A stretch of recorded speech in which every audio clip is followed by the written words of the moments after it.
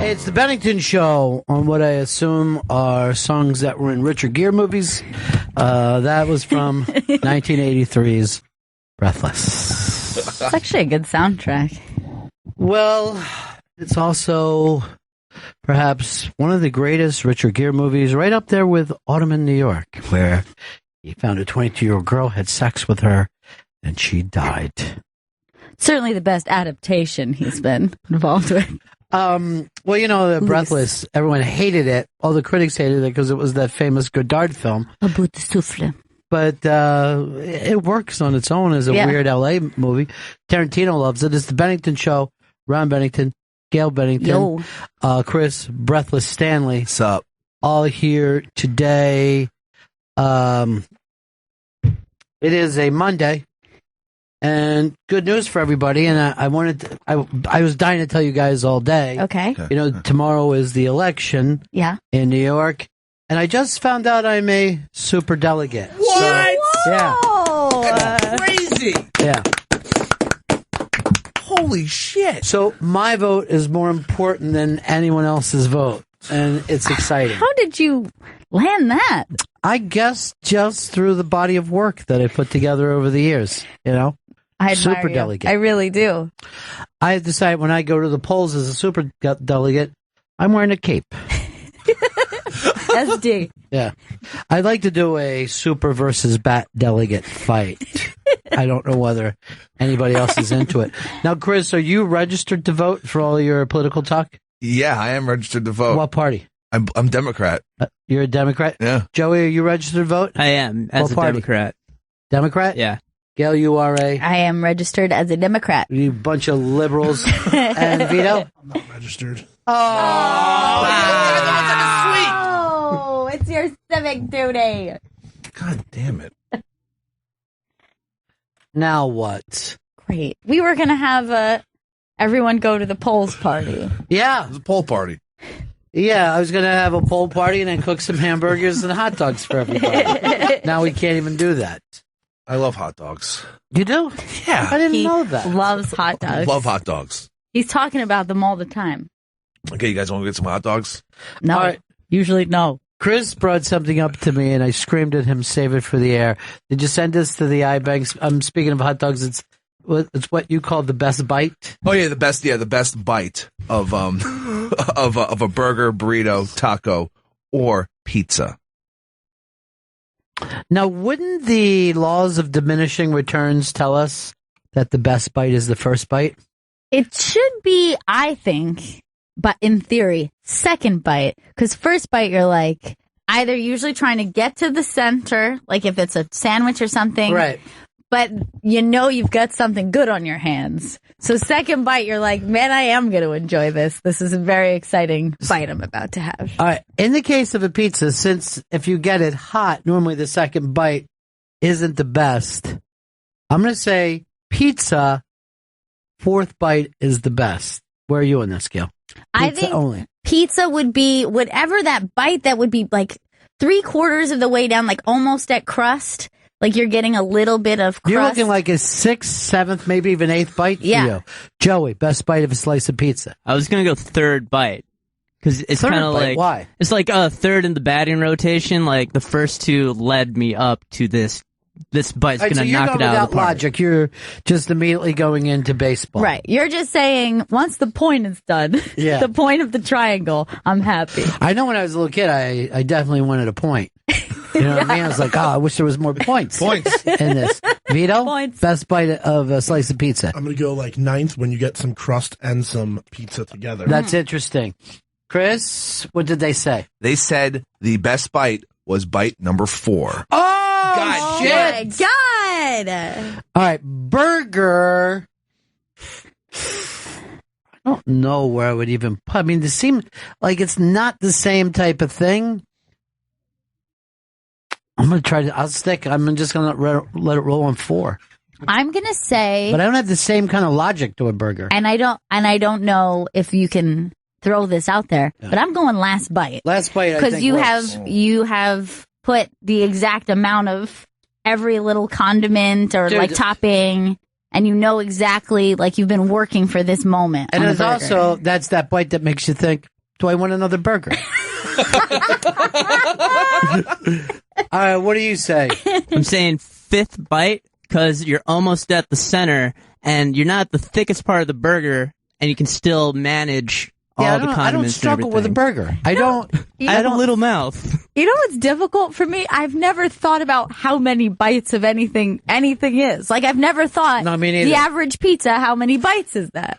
They have the burger has 12 bites. Wow, that's Bites in a interesting. All right, so I'm going 12 then. 12th.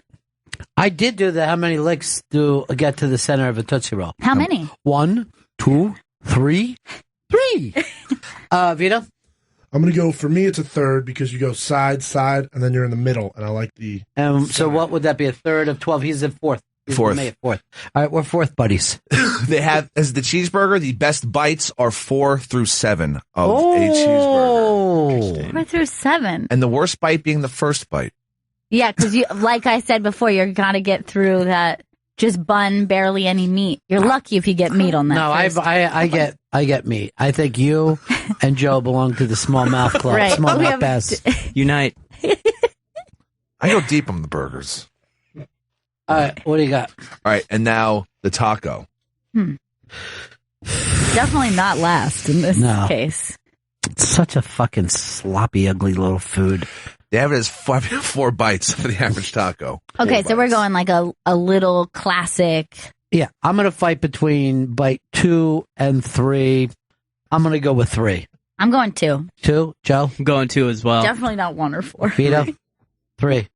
Best bite is 3. Oh shit! You're good at this. Yeah, I'm really good at biting. Worst bite, 1. Yeah.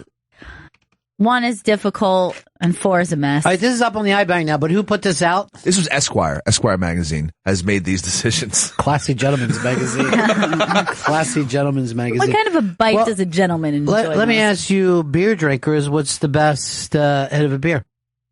First sip. First. First sip. It's gotta once be you- first. Once 100%. it hits you, man, Yeah. it's fucking Once it hits your amazing. lips, it's so good. Starts.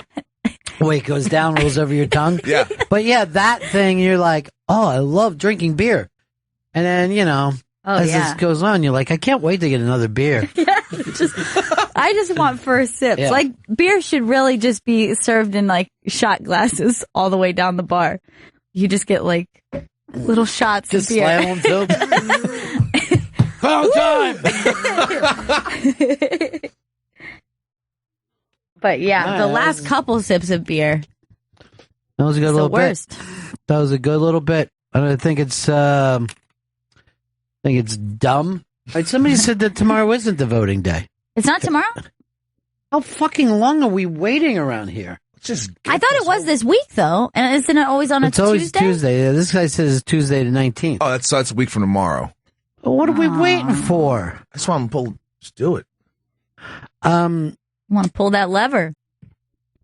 I didn't know little Anakin Skywalker they're taking him out of jail and putting him in the nut hut. Yeah. He's been in jail for 10 months. Oh, my gosh. Yeah. I did not realize this. Yeah, the charges were being a terrible childhood actor. But it is, when a child actor turns bad, it's almost like when you find out a niece or a nephew has turned bad. It's very sad. Because you think of them in terms of their character. Yeah. Or, yeah, it's always depressing when it happens. Do you know the weirdest thing about a niece or nephew is like you don't even have to be around one. Gail and I have one in Hawaii, Yeah. and so on their Facebook, he's running in Hawaii. He's like on the little track team, like Yeah. 8-year-old track team, and I must have watched that thing 50 times. Just he's smoking these Hawaiian kids, Nice. just running his ass off. Did you see it yet? I haven't seen it yet. I'm so It's excited to see it. amazing. It's amazing. So then I was talking to my dad, and I'm like, "Hey, did you see Ben's thing?" Now my brother, I grew up around track because my brother used to run track when I was a little kid, and I'm like, "Did you see Ben? He's smoking. He looks like my brother." And my dad says to me, now this is like a little kid. He goes, "Yeah, I did see it. I'd like to see him finish stronger.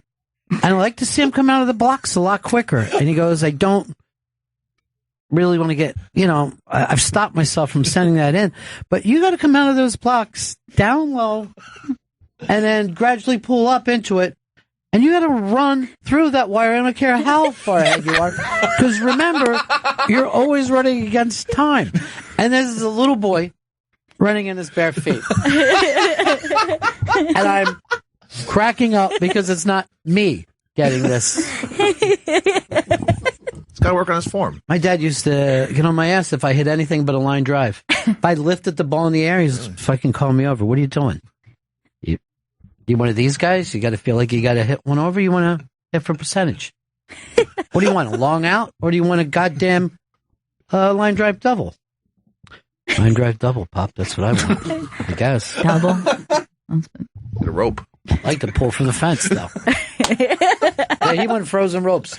Nothing else. I thought it was so funny that he's picking apart. And I love that he stopped himself, too. He's like... It's a 100-yard dash. And this kid beat those Hawaiians by 15, 20 yards. Damn. I mean, he smokes when he runs. I'll try to find it for you during the commercial break, Chris. Enjoy some of the strides. I like to say it. Yeah, I know you would, Unless these Hawaiians get put down. That's racism. No. It definitely is. Yeah. It's pride. I mean, he's Hawaiian, too. He was born there. All right. He's indigenous in his own way. In his own way. Speaking of kids, did you see the kid with the chicken skins meltdown? This is what's, to me, first of all, is this kid a brat? Obviously. But, well, just play it and just listen to the meltdown. Oh, God. Would you like some chicken? Jesus. You ate all the skin up, and you ate all the chicken! All right, stop it there. Oh, my God. The size of this kid behaving this way. Right. This is not ladies and gentlemen, this is not a tiny child. No. This is a big kid. He is also holding on to like a stuffed cat or some shit, too. He's got a teddy bear or something. I see where we're all going. It's easy to hate this kid and say beat him. But here's two things. Number one, who takes someone's fucking chicken skin? It's fucked up, man. Because I might fucking act like that now, right? And two, what kind of mother uploads this? Videos it and uploads it. Yeah, I'm not sure where the craze of look at what a terrible parent I am. Watch my children suffer or have a tantrum. People would do anything to go viral. They don't give a fuck. The kid could be on fire and they would be videoing it. Even after that, remember that David after dentist video went so huge and then everybody just started recording their kids all fucked up after surgeries. Right. I was like, this is a little weird of a trend. I don't want to be uptight about it, but this is no, be uptight about it. These children should not be recorded while they're in this state. And the other thing is, we don't know whether this kid is a brat or someone with severe emotional problems, a la Anakin Skywalker. Yeah, he could be like another Anakin on our hands. I know that Anakin probably went fucking cuckoo because everybody busted his balls nonstop. They hated yeah, they hated the pod race most of all. And Jar Jar hasn't even been able to fucking put his head above ground. Oh, no. He hasn't even put his head up yet. No. He's with Paul Ryan somewhere. Gail, stop teasing fucking chicken skin over here. Look, if someone handed me a bucket of chicken, fried chicken, sans the fucking chicken skin, I'd freak out. I wouldn't eat it. I'd throw it out. I'd freak the fuck out. This is Well, I what wish I a had it. grown-ass kid, though. So's Chris. best part. I think I have seen Chris throw a tantrum or two on par with that. Yeah. I see him yelling at Joe like that. Yeah. You'll just see him in the booth with his face all red. It's only because I forgot to bring him a seltzer. For the last fucking time! Well, remember that night that Joe was real drunk and saying, Chris, I appreciate you straightening me out, too. No, I don't. He said that when he was drunk. And then 10 minutes later, he goes, I just think that Chris is an asshole for making everyone do so many shots. And that's why he is an asshole. which I loved, you know. And that's real Joe. The Yeah. Joe who's pretending to like to take the buckle the way Chris does, that's fake. What's wrong with the buckle? Huh, Joe? Give me the buckle. Prove something. No one remembers Fargo. That guy was still my favorite. Remember how much Chris loved him? Did you love him because he took the buckle? And he loved it because he killed his own niece. It's for the family. Tommy and Tombstone, what's up? Hey, what's up, guys? Hey, the best thing that happened this weekend was Ted Cruz tweeting a picture of himself in front of a butter statue of a cow. And the tweet was like, wow, this is amazing. As a matter of fact, my daughter's first words were, I like butter. Fucking hasty. Jesus. You know what? I hope that the fucking media gets around to vetting this fucking Ted Cruz. I mean, it already kind of started with the National Enquirer with all this, apparently. Yeah, but that got dropped. Everyone is so ready to take down Trump, they don't realize the fucking guy look, he looks like he's going to eat the asshole out of a buttered cow. This is not a man that you want leading the free world. First of all, he wears the same shirt as Chris Stanley. He does. It's a good look. That is actually the exact same dad shirt I wear. Chris, you need to start working on your dad face, because not only does that guy have a dad shirt, look at that dad expression he's got. All I remember is his own kid wouldn't hug him. Oh, yeah. The kid actually said, I'd rather kiss a stranger. She just started trying to flick him away. What's the deal, Chris, with the twerking school teacher? All right, so an elementary school teacher in Mexico went on vacation and ended up at a twerking contest. Video was taken of the twerking contest, and once it got out, she was fired from her job in Mexico. She was like at a private elementary school, and this is a video of her just twerking. You know, I think it was for like $250 or something. Well, why can't she twerk? She's not at school. No, yeah, she's on vacation. This is the problem with videos. Yeah, school teachers should be allowed to twerk. She got that booty, though. Yeah. She's twerking for a reason. She's on a Mexican booty show. She's on a Mexican Whoa, booty show. What did she say? Okay, there she goes. Now you shake that big ass. That's for the judge right there. I wish one of her students would come out and spank all over her ass.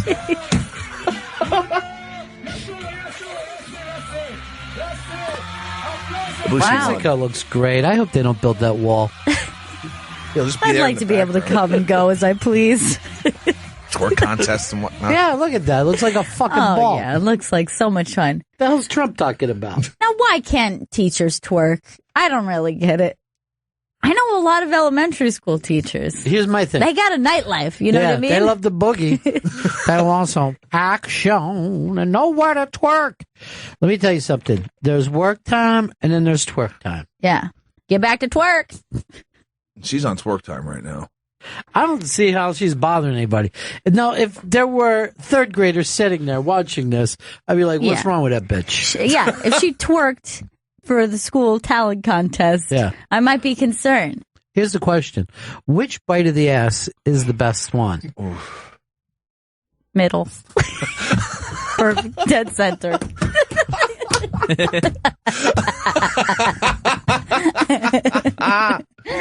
Look, fucking Joe's blushing. Oh, it's the first. It's always the best. I don't know. If Chris goes on his vacation, I'm not going to complain if he's out twerking somewhere. Yeah, of course. That's his business. I did it for the money. All right, this is my favorite. So, Warriors beat the Spurs last night, which it means they're going to end up beating Jordan, right? They're tied. They play the Grizzlies on Wednesday. If they beat the Grizzlies, then they beat the record. And that's their last game? That's their last game, yeah, on Wednesday. I'll be watching that fucking game. Fuck yeah. Yeah. Make sure you get me some fucking weed. Some herb. That reefer. Yeah. Got to get some of that reefer. Some of that dank. Yeah. Give me some of them edibles you're talking about.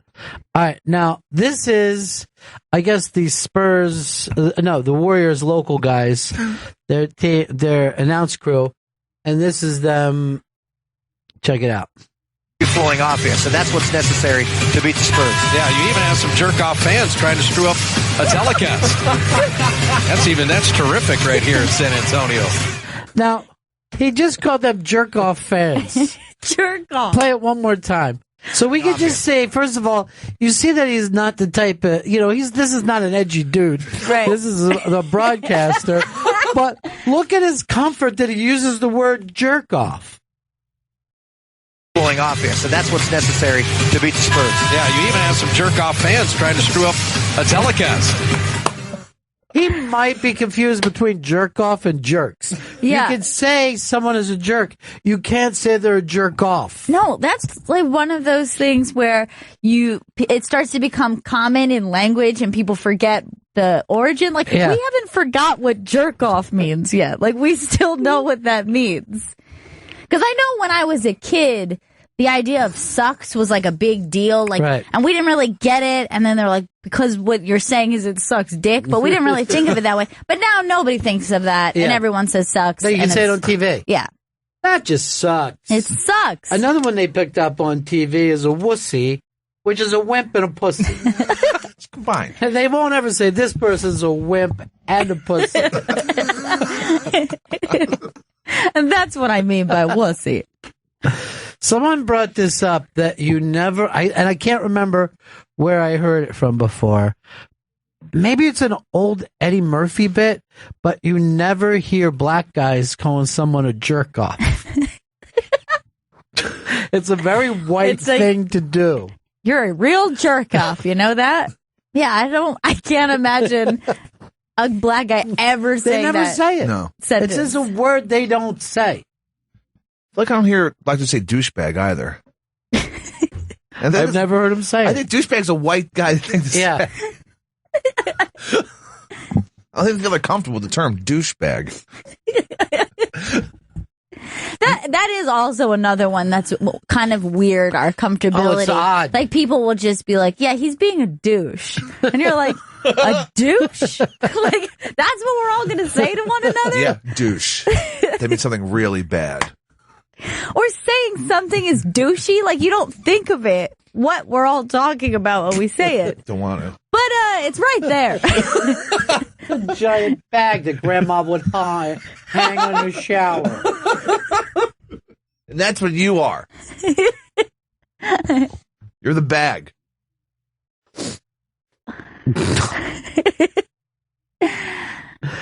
Warriors beat Spurs in front of jerk-off fans. These fans are real jerk-offs out here.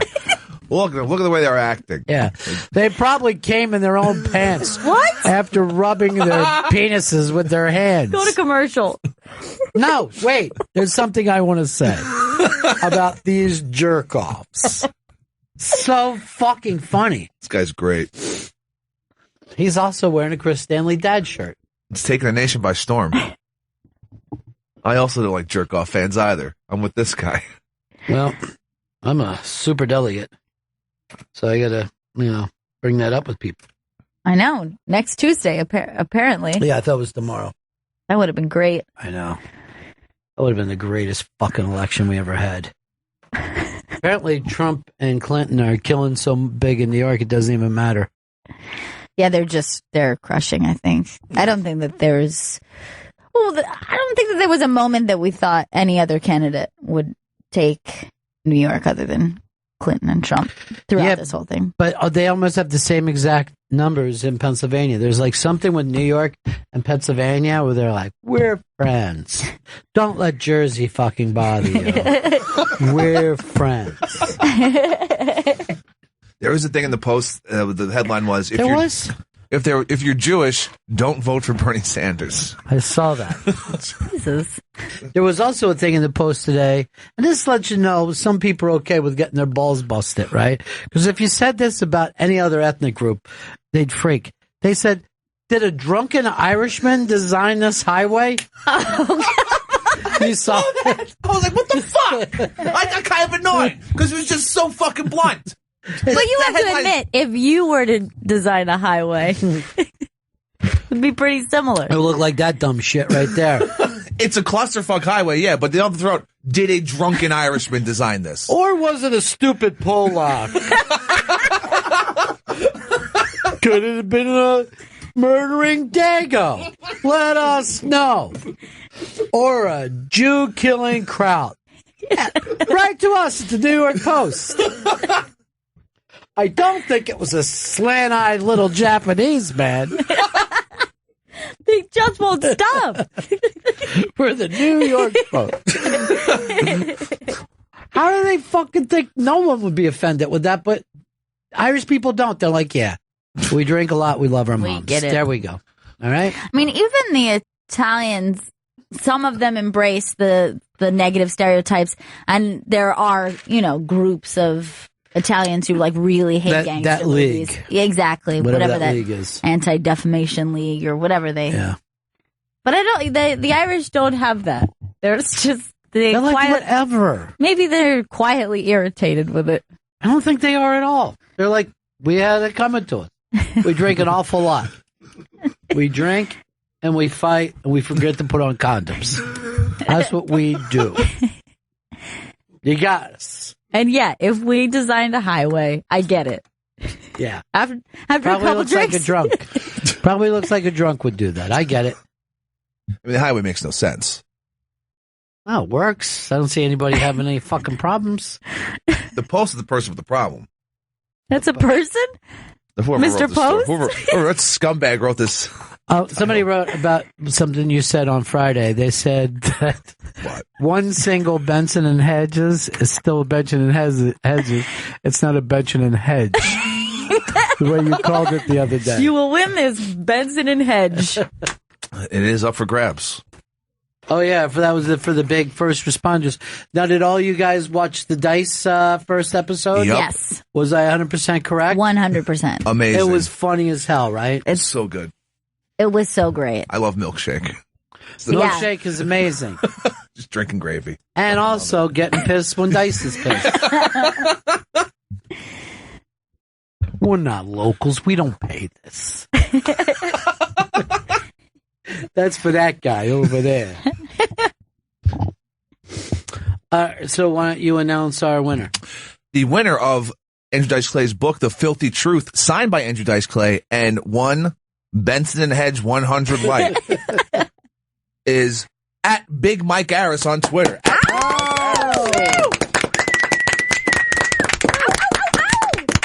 would have picked some of the other people. No, this was a good one. He's got that smoke and he's got that book coming his way. Man, that is a great prize. He can save it or smoke it. It's up to him. Save it. I might smoke a little bit of it. If you smoke it, it might take in some of the greatness. Exactly. Smoke up that greatness.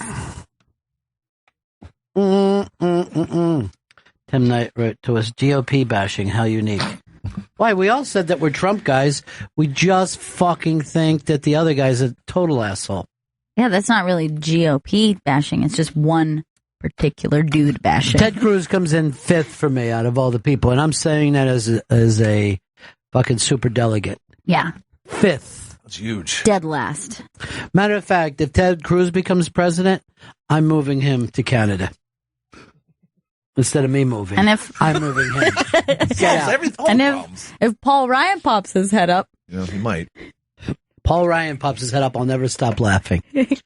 They show that he's like putting out these fucking videotapes now that he wasn't before. Like, he looks very presidential in them, and he's just talking about the country. And I'm like, please let this happen. Please. Didn't they just give Colorado to Cruz without a vote? Mm-hmm. I read that this morning. Yeah. No one knows how anything works. What the fuck's going on? That's up there as dumb as super delegates. Don't say that about yourself. Look, you know what? If I'm in fucking Mensa, I'm still going to call the rest of them dicks. I'm not going to suddenly go in fucking shoulder to shoulder with them. Apparently, they have no primary, no caucus, and somehow Cruz wins a victory. With 0 votes. I don't understand how that works. Old fucking saying about a guy like him, he would suck a cock to win a sack race. Sack race. That's from The Larry Sanders boss. I always forget what his name was on the show. Oh, we don't have to be struggling with it. We'll just let it go. Just say it's Larry Sanders' boss. Just put it out there. Yeah, just don't worry about it. No, it'll come. Ew, no, Chris. To us. Come to us. Oh. No semen. Ew, Chris. What? What'd I say?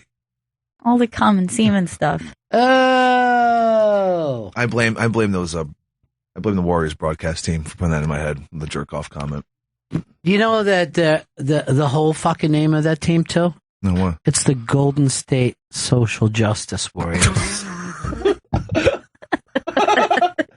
The GSSJW? Yeah. So now decide if you want to follow that team. Jesse says that, tweeted to us, I'm Irish and I'm very offended. I'm going to go get drunk now and punch somebody in the face. It's the best way to deal with it. The Queen says, I'm fond of douche canoe. All right. That's good. Oh.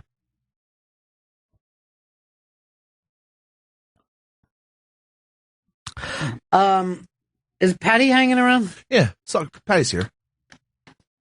She wanted to stop in and say hello to us. Aww. I know she did Opie's show today. Yeah. Tell her to come on in. Patty. I haven't seen Patty in probably 2 years. Jam Band, walk Patty in. Oh. Bring Patty. Well, she's not walking very well on her own. I just want to make sure she knows how to get into the studio. I have not seen her in such a long time. Oh, she's walking really slow, too. Oh, boy. There she is, Patty. This is why I put Jam She Band just with her. took her finger, licked some spit, and combed her hair with it. Come on in, Patty. There's Patty. You know, Patty's one of the first... Have a seat, Patty. Patty's one of the first people I met in New York City. Really? When I came up here, Patty was always in the... I don't know, always at NEW, and used to hang around like the reception desk. And I was introduced to her, and I'm like, oh, she must be important here at the radio station. I thought she worked at the radio station. And then, Patty, you lived at NEW for a little while. Well, how long did you live there? A couple weeks? A few days. Just a couple days? Just at night I would come in. Slept under the stairs. Yeah, I'm not a street person. I'm not streetwise, and No, I was looking for a place to stay. You're a radio person. You're radio wise. Right. That's your thing. So I heard you in with Ope today. How long has it been since you've come back and seen Ope? Over a year. I was glad to see everybody. It was awesome. Now, where did you get the name Stalker Patty? Was that from Opie? Yeah, he kind of named me. Yeah. Where did that come from? Well, like when I used to visit somebody I knew at the desk. I knew somebody. I went to high school with them, and they worked upstairs. So I would hang and talk to them, and then I knew That's Virginia, where I met her. the secretary, and hung and talked to her because I knew them. But it wasn't because you were interested in Opie. Oh no, I was a big fan of the show. But you were somewhat interested in Opie. Stock. Do you mind if I call you Stock? Is that okay? Stock. Stock. Can you give yourself your own nickname? Like what? What like do you want if I just wanted to call myself something different from now on. What do you want to call yourself? Stalker Vito? No, I don't want to be I mean, this is Patty's time. You want to be Stalker Vito? I don't want to be Stalker Vito. You want to be Vito Meatballs? Is that it? What do you want to be? Well, what's your dream nickname for yourself, Vito? I like the name Collarbones. Collarbones. Yeah, Why? Because you don't have any. It sounds like a mafia name. And it Yeah, sounds but you're cool. more like Mushneck. But Vito's the type of name that doesn't need a nickname. No. Like Vito is such a name. It's actually a nickname. If Yeah. you're going to be totally honest, it's a nickname for Vincent. Right. But see, I would have normally said, no, you can't give yourself a nickname. And as a matter of fact, when you move from one town to another, you leave that nickname behind. You shouldn't try to pick it up. Yeah, you can't be like, hey, my name is Joe, but everybody calls me Skins. You're like, not around here, we don't know you. We'll decide if you're going to have a nickname. Now, I would have said no to that until the internet, because I met a lot of people by their own internet fucking handle nicknames. Right. And then you start to call them by that. Yeah. I tried once in elementary school because we had this computer teacher and she was really cool. I was in first grade and she was really cool and she called herself GB, And that was, for whatever reason, we just thought she was the coolest chick, and like we didn't have to call her like Mrs. something. Right. So that she was only there for a year. Yeah. And everyone was like, man, I'm really sad that GB's gone. And I'm like, guys, my initials are GB. So if we need a new GB, like I could be GB easily. Yeah. And they're like, I don't know. And I couldn't pick it up. But see, here's the thing, GB. It's a good nickname. Girls don't get nicknames. Well, in my school, we did the last name nickname. Yeah. So that was very common in my school. So I got called Ben a lot. Uh-huh. Because Bennington was long. I mean, sometimes I was called Bennington, but I was called Ben a lot. But I just thought GB really was cool. Well, I don't know, collarbones, do you like the nickname GB? I actually call Gail GB sometimes. Yeah. Is that true? He has done it before. And he didn't even know my computer teacher. Yeah. So that's pretty impressive. Joey, didn't you try to give yourself a nickname before? Yeah, Engelbrock. And it didn't catch on. I was trying to do that ironically. That's a fucking one hideous name. Engelbrock. And I forgot when you gave it to him when you said his whole name instead of Joey Jojo. Yeah. When you were the announcer that day. And Yeah. I'm like, why are you doing that? Engelbrock. Chris, you can't seem to get a nickname, can you? Nothing sticks. Like for a while, everyone was calling me Stanley. And then I said, hey, why don't you guys call me the Stan Man? And I would talk to the third person. Like, Stan Man's coming through. What's up? Because we already have Mr. Dan Man. We can't have Mr. Stan Man. Drink you some booze. I was Brooksy in high school. You were Brooksy. Yeah, because that's my last name, so they call me Hey Brooksy. Oh, yeah. Oh, that is so cute. That's a cute one. Well, that's my name on Twitter. Brooksy? Yeah. Yeah. And then for a while, you were known as the Foundling. Yeah, they called me that. Do you know she's a Foundling? I do know that she's a foundling. Yeah. You were found where, in a diner? Yeah. She was left? Where were you? Well, I think my mother was having issues, so she had me in a nice basket, dressed to the nines, with shoes and a fancy dress, and then she told the lady behind the counter to call my father and gave her the number and then abruptly left. So, of course, they didn't know what to do. I was 9 months old. Right. And I couldn't say anything about it. No, there's nothing you can get down. Brooksy. Now, do you know where the diner was? Yeah, One Trinity Place. I went by there one day, but it doesn't exist anymore. It's now so number 2 Trinity Place, and it's a big office building. Oh. Little baby Brooksy. Little Brooksy the Foundling. Dressed to the nines. You want style points. I once gave a friend a nickname. When I was in middle school, this is really what happened. When I was in middle school, I saw the One Flew Over the Cuckoo's Nest. Sure. And I thought it was really cool that he was called Mac. And it's not like I wanted that nickname, but I wanted someone, I wanted to be able to call someone Mac because I thought it was a cool nickname. But I didn't understand that was like from having a name that has Mac in it. So I just started calling my middle school friend. I started calling him Mac. But even weirder than that, he kept it and he did move that nickname. And now this dude is in his mid-30s. And his Mac. Coworkers, everyone calls him Mac. And then the first thing they ask is like, oh, is your last name like McDonald or McDougal? And he's like, no, it has nothing to do with Mac. Just someone really liked One Flew Over the...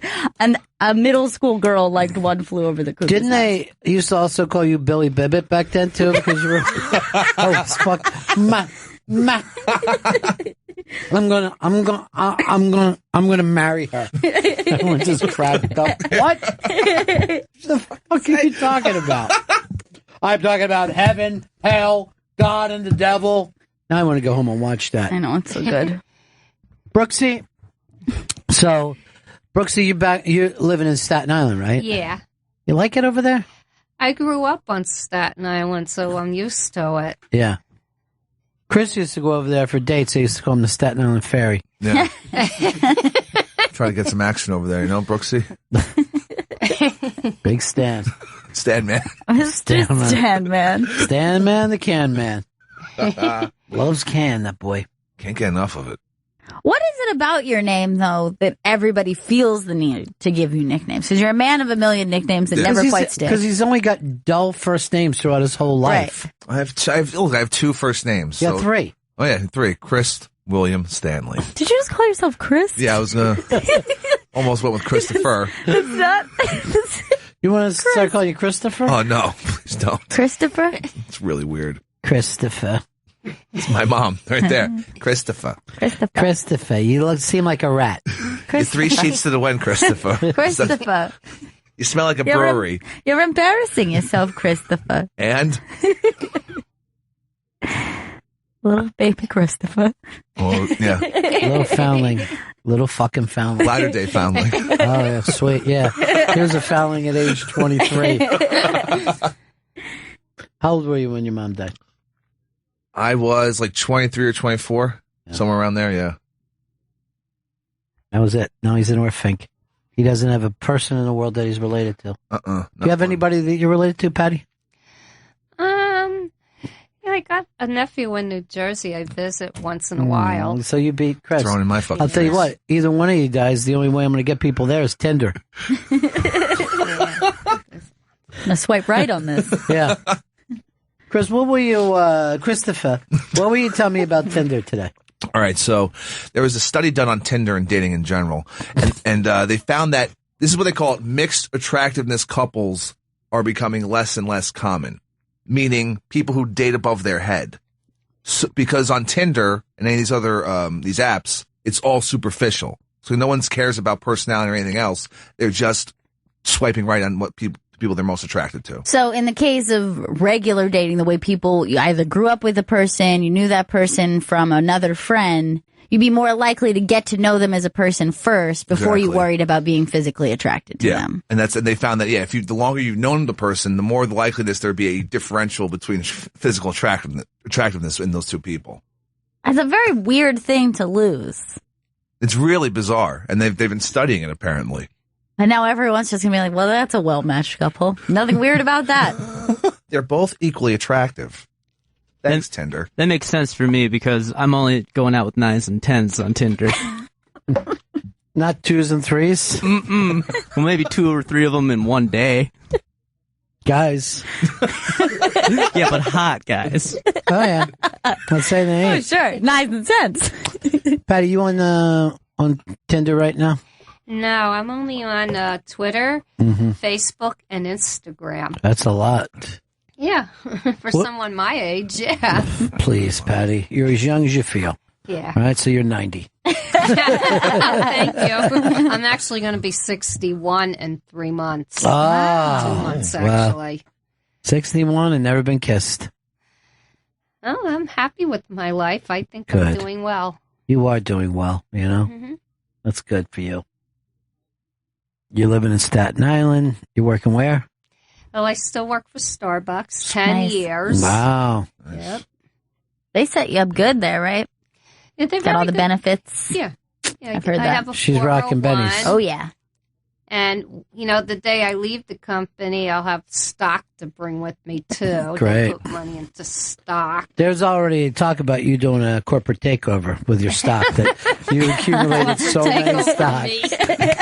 No, I like being a simple employee. Oh, that's nice. That's it. One thing about Patty is she never liked the Beatles. She was one of the few people You don't like that the Beatles? never liked the Beatles. I didn't know that. Big time from age 10. Well, you're a Beatlemaniac, I guess, right? Oh, you would say that, yeah. Yeah. Who's your favorite Beatle? John Lennon was since the age of 10. Yeah. Favorite Beatle? Gail? George. I've always loved George. Chris? Paul. George. John. I'm a John guy. Only one Paul guy. Yeah. The guy that's attracted to pretty boys. Makes sense. You What? do like a pretty face. Oh, Now, why are you guys George Beatlemaniacs? I've just always, first of all, I love him. I love his solo stuff. I love his dynamic in the band. And then, he's gorgeous as well. He's prettier than, I've always And found Paul? him very attractive, yes. you think he's more attractive than Paul, too? Yeah, I do. God, that's No, strange. no one's more attractive than Paul. Look at that. Paul always had that girl face. That's Yeah. why. He does have the girl face. Yeah.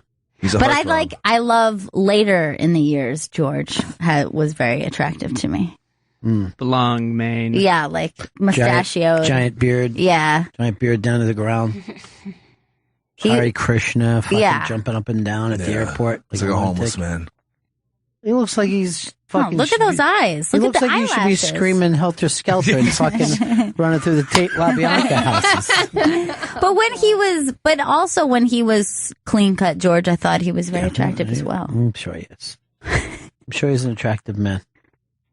God damn it, he's attractive. I don't know why I have That's to... Manson that you're defending right now. Okay, he has pulled up a picture of Manson that is not... I mean, look at this. I can't tell the difference. Come look at on. This. They look exactly Look at alike. the eyes, the crazed exactly. eyes. They both have crazed eyes, and they're both bearded. Come on. He's always looking for a reason to fight with you. He Love is. Manson. He loves a sibling rivalry. He really does. Yeah, well, that's because he's never had any siblings. None. And yesterday was National Sibling Day, and everyone was hashtagging. And I was like, what the fuck is Is this that shit? right? Yeah. I'm sure you got a half brother out there anyway, the way your dad carried around. Yeah, he implied that there was some kids in Mexico, which is really weird. Was one of them a school teacher, a twerking school teacher? Oh my this God. makes total that could sense. be your sister. Oh, she's great.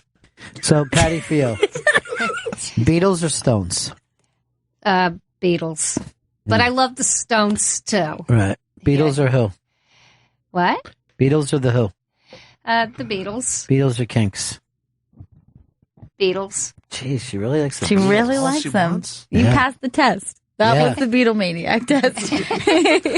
Yeah. Because I'm like a Beatlemaniac, but ask me the same things. Okay, Beatles or the Stones? Stones. Beatles or the Kinks? Kinks. Beatles. Oh, the Who. Yeah, definitely the Who. But my favorite band is the Beatles.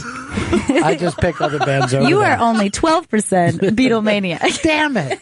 God damn. I'm going to go to BuzzFeed and find out which Beatle I am. Oh, man. Do you like Japanese girls? Yeah. Yeah, I do. Do you look like Charles Manson? Hard Rock little Johnny bit. has a question for you, Patty. Uh-oh. HRJ. I was just calling to say that Chris Stanley does have a nickname. What's that? Isn't it Cumstain? Oh, yeah. That's what he Oh, started that's calling right. himself. Yeah, That but kind of stuck. but then it got changed to a cum forehead, I believe. Yeah. Well, all the cum-related nicknames are yours. Yes, anything cum related is yours because you're a jerk off. That's mean. I don't mean, know you why. could change that to anything. Pick an orifice or whatever. Okay. Add cum to it. That's Chris. Hey, Johnny, you got any Beatles stuff? Sure. I can't hear. The Beatles Could you suits, give- Beatles yeah. bags. Patty can come down. I can let her try on one of the Beatles suits one day. Not today, but one day. Would you like to do that, Patty? Would you like to go in and try on one of the Beatles suits at the Hard Rock? Beatles suits? Yeah, we can take a picture for your Instagram. Or your Twitter. And you know what? Take something home with you. Yeah. What?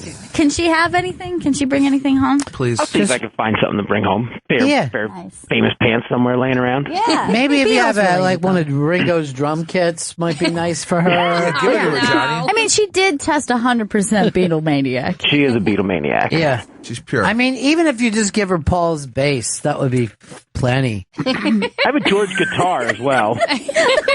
Plenty. That would suffice, really. Yeah, It would. that would be fantastic. Or even any of their old gold albums. You could swing that, right? Did you ever go over and see the Beatles stuff that they have there? At the Hard Rock? Yeah. Yeah, I've been in there many times. Yeah, Why I've would they seen have that. Mark David Chapman's gun there? That's fucking they terrible. shouldn't No, have I haven't Do seen not. that one. Yeah. That doesn't seem like I that. haven't No. seen that one. That's not part of our exhibit. That's not nice. No. I wouldn't want to see that. Would you? Uh-uh. Never. No. Never. No Beatlemaniac would. Joe, you beat a maniac? I'm a Beatlemaniac. I'm a Beatlemaniac since way back. Since you were 10? Yeah.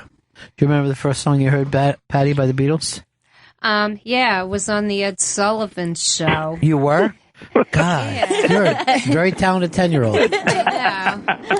I remember they were on the show and there were a million girls screaming and everything on the show. Why didn't you go over? You live close to there. Well, I was only 8.5 years old, 9 years old. I was in the living room watching them. Mm-hmm. You know, too young to go out like that. And yet, you could have just said, taxi! Take me, I'm a Beatlemaniac. Take me straight to the Ed Sullivan soon-to-be David Letterman Theater. And then you would have been the first to say Beatlemaniac. Yeah. If I'd have been 8 years older. That's true. Yeah, You know? I was too Born young. too soon, really. Isn't it sad when you think about it that way? It's like Hollies or the Beatles? Huh? The Hollies or the Beatles? What band? The Beatles. See, I picked But the I Hollies. like the Hollies, too. Yeah. Yeah. Give her some Holly stuff, too, Johnny, if you Got can. it. I actually have one of the guys from the Hollies phone numbers. I can give it to her. She can talk to him. Which guy? Text him. Which guy? I can't say yet. What? Let's just say he's a lead singer. Oh. Well, I have Graham Nash's number. I'll call him right fucking now. You like that hard rock, Johnny? I'd call Eddie Trunk. Well, you know what? It was a very big weekend for Eddie Trunk. Please. Perp got in. Cheap Trick got in. And then a lot of people said bad stuff about the Rock and Roll Hall of Fame, and that always makes... That's how they stay alive. Yeah. Who's your favorite band in the Rock and Roll Hall of Fame, Patty? I would say the Beatles. Yeah. Really? No. I tried to trick her up. She is a Beatlemaniac, though. This is pattern. Johnny, please get that stuff together for her by the end of the day, please. Yeah. You got it. We'd love her to get it today. I have one of the bags. Give her a Beatle bag.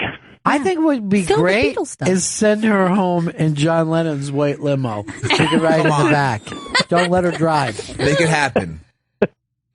You can swing it. I know you can. Oh, sure. Nobody even notice it's gone. Man, that would be a great movie, right? Someone stole something from the Hard Rock. Like the lights go out and suddenly the Beatle suits are missing. Oh, no. Johnny, let's write this up. There's a Beatlemaniac in the building.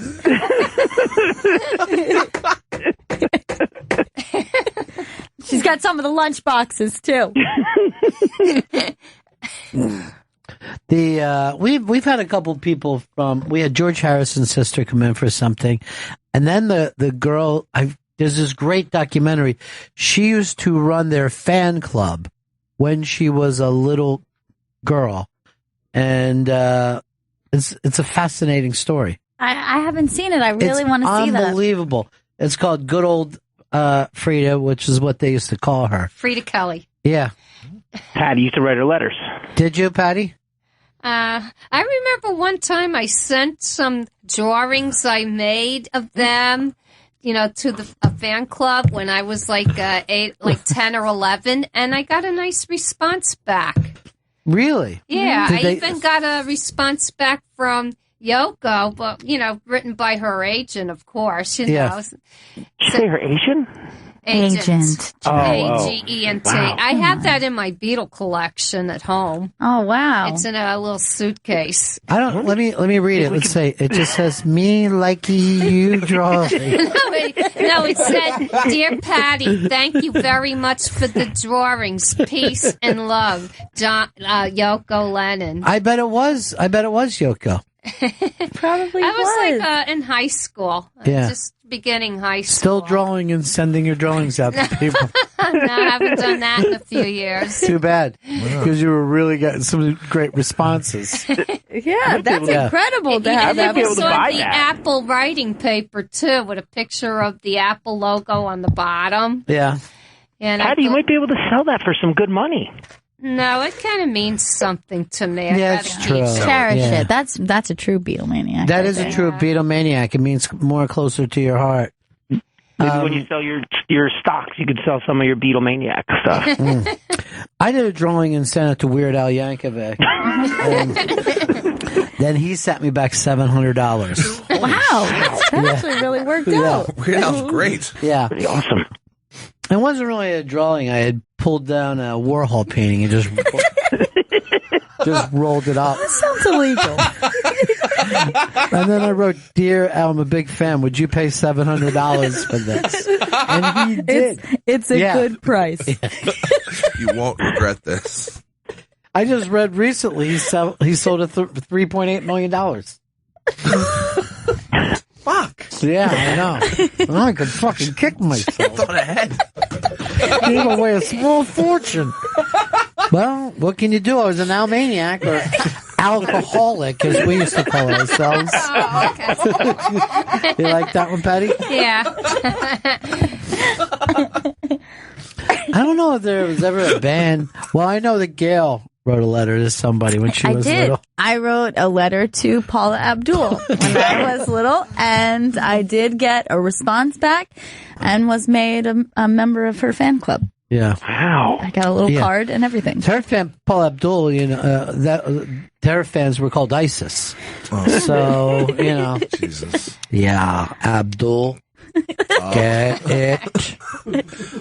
I wrote a letter to Hogan once after earthquake, sat on him and broke his ribs, and I believe he ripped his cross off his chest. And I was really worried about the Hulkster. Me being a Hulkamaniac.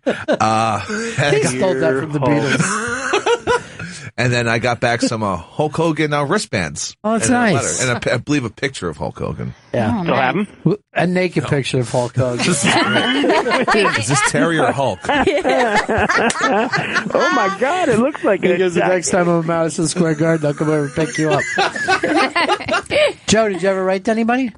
Well, the closest thing would be the Tooth Fairy, and I wrote beforehand to let the Tooth Fairy know that I had a tooth loose. And that they should come pick it up. Oh, you were boy. a precious little girl boy. Then I turned 16. Yeah. So precocious. Oh. And tonight I want some spaghettis. Oh, Joey Jojo. Joe, you're a senior in high school. Mommy, I love your spaghettis. Soft bitch. Vito, what about you? I really wanted an Adam Sandler autographed picture, so I sent him an autographed picture of myself. And I was like, I'll you. Oh, my God. Talking about precious, right? He sent me back a picture of him and his bulldog autographed. Oh, well, that's nice. How long ago was this? Last week? I also wrote a letter to Lisa Frank. She was the one who designed all of those lunch boxes and trapper keepers. You'll recognize if you look up. Oh, Jesus. Yeah. So I wrote a letter to her about how much I loved her work. And how all my school supplies were Lisa Frank. Weirdo. Never heard back? Yeah, I think I got some freebies, some stickers and shit like that. It's probably some neon penguins, maybe a killer whale diving. Yeah, tripped out. Yeah, it is very trippy. It's trippy stuff. I was really into it. By the way, Haas wrote in, mixed attractiveness couples are overrated. I learned my lesson.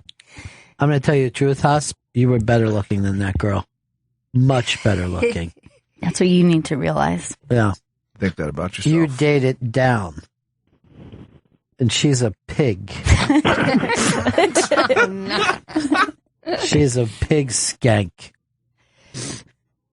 Tell her that it's cost. I think the most embarrassing one of all is writing to Hulk Hogan. I was worried about him. That's the part that really bugs me. You were a good fan. You were concerned. Thank you, Brooks. That's something a Beatlemaniac would do. But here's the thing. A fan is a fanatic, or as they're called in San Antonio, jerk-offs. Yeah. You are a jerk-off fan. I mean, when you really think about being a fan, the fact that is short for fanatic makes you seem like a lunatic. Yeah, you don't want to be a fanatic of anything. Yeah. Especially the Beatles. I mean, what they did? All their songs were terrible. Yeah, overrated. They didn't write one good song. That is true about them. I mean, they were good in a way, but not in the song. They weren't good singers or songwriters. No, lacking. And the production was bad. John had a very good voice. Oh, yeah. Okay, I'll give you John. Yeah, he was the best so singer. did Paul. He was very talented. Okay, I guess so. But that's it. What about George? They didn't have anything else. That's it. They were, let's just say that I was really into their music. Yeah, I know. Let's just say that. All right, we'll leave it at that, though. You wrapped it up in a way that I could Don't not. Don't push it, is what she's saying. Hey, gotcha. All right, message received. You know what I mean? I'm with you on this. You have a little yawn there, Patty. You've had a long day, though. You came over here with Opie today. Yeah. Were you surprised that you didn't end up marrying Opie after all those years of stalking him? That's a silly question. It is, but very silly. And yet you still need to answer it, Patty. It's a hard hitting interview. By the way, Patty looks exactly the same as the first day I saw her. Yeah. She looks exactly the same as the first day. She was dressed to the nines, placed in a beautiful basket, and then thrown behind a hot grill at a diner. What's that Just that you as got up? sweet. Is that the Cheap Trick getting that thing? Yeah, from the Rock and Roll Hall of Fame on Friday. I read some of the things. Robin Sanders said to his kids, "I wasn't the best dad, but I wasn't the worst dad." I like when people are going, like, I get it. Look, you could have worse. Yeah, you could have done worse. Could end up with Chris Stanley's dad. Thank you. And show that picture of him. That was taken on a reservation somewhere. A reservation prison. Yeah. Reservation for Mr. Stanley. It's always open for him. Now, how did you know Frida? Did you watch that documentary, or you just always knew who she was? I just knew who she was. That's crazy, right? 'Cause she was written up in articles and stuff about the Beatles, you know. But did you know back when you were a kid that she was the one that probably looked at your drawings? Not really, no. I thought they really looked at them, but I was a kid. Yeah, you But were it was stupid good to then. get a response, you know, Oh, yeah. from the organization. No. What did people do? They sent a letter back to the diner, and then you just stopped by? Oh, here it is. Patty, you've got mail. Really surprising that you didn't end up as a short order cook. Because wouldn't that have been amazing? I would have It's been like a very movie short. star. At 9 months old, I would have been Oh, shit. Somebody call Comedy Central and let them know we're ready for a new special. Right now.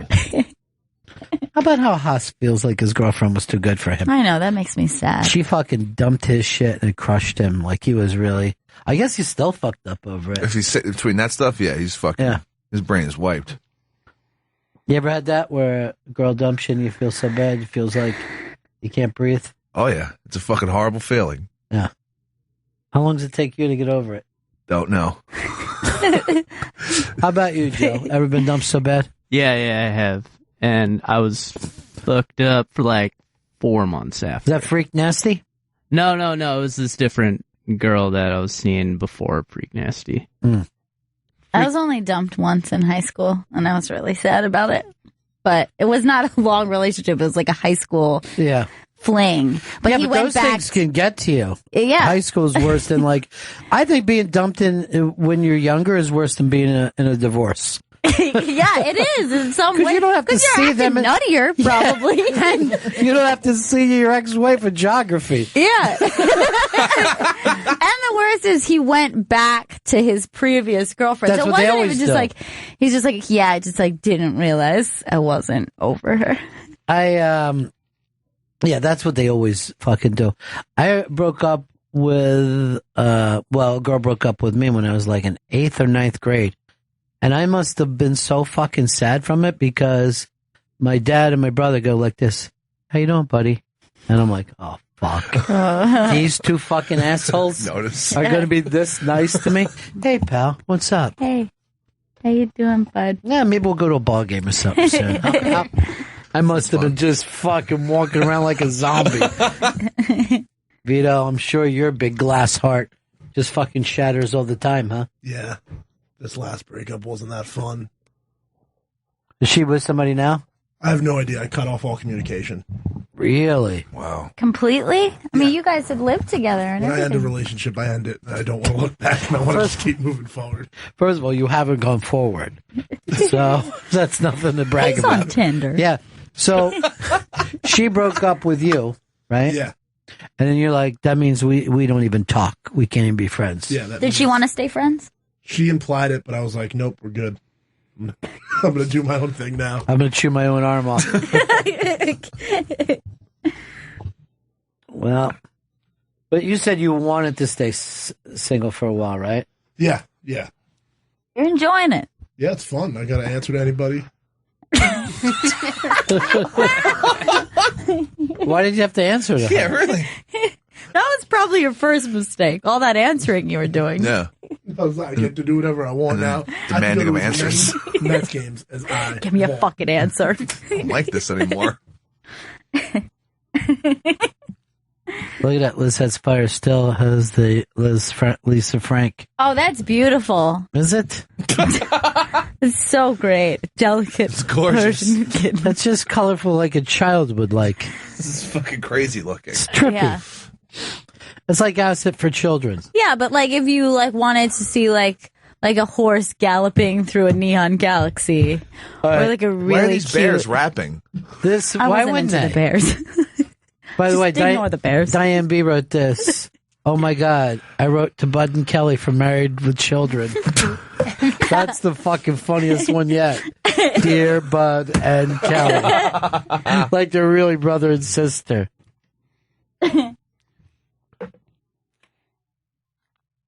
A lot of people were asking if you're going to visit Anthony on vacation, Chris. Have you thought about it? I haven't thought about it. I've not thought about it. I took Chris to a meeting and he wouldn't go in. He got to the door and you said you just couldn't go in? Is that true? Oh my God.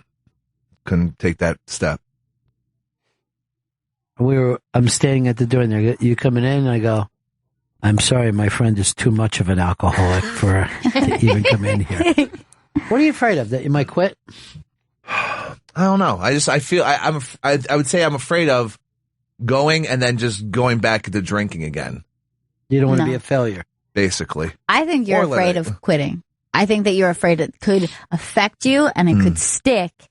And what would be left of Chris Stanley? But, there is a thing if somebody goes in and then they start drinking again, like, hey, I'm not really an alcoholic. You really do look like this fucking guy. Like that's what I was thinking. Like you'd be better off just never having got help and just staying a mess. Like Johnny Football. The fact that he wet and then he starts partying again. He fucking TMZ caught up to him and he's like, listen, I can balance my partying life in the NFL. It's not a problem. Then why did you go into rehab? Because when you go into rehab and then there's a picture of you drinking, you might as well be going down on a dog. It looks the same way. I think what it is, it's the responsibility of being involved with the group, and then you want to keep to the standards, right? And maybe you may not be able to or strong enough to. That's and then you have a group of people, you think you're letting down or something. Well, here's the thing, Brooke. See, that's how you are with your bowling team, right? Yeah. With your bowling team, you got to keep your average up, right? Right, exactly. And what's your average right now? Well, I'm not on. I don't bowl. I haven't bowled in over 10 years, but when I left, it was 143. Okay. So if it drops down to 121, you feel like a drunk Chris Stanley that never lay down. No, you have your bad nights and your good nights. You go up and down in your average. It's normal. But it's not. Not for me. I just keep going up. You know what my average is now? What? 740 a game. No, Exactly. that's impossible. You know why? I never give up. I believe in myself. The highest you could get's a 300. That's the highest you can get. Don't limit me. Don't limit me. And now Johnny Football's going around and telling people that he's going to play for the Broncos. Yeah.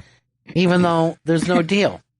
Yeah, the Broncos quarterback situation is insane, and for him to just throw himself into it is even fucking crazier. No one wants to touch this dude.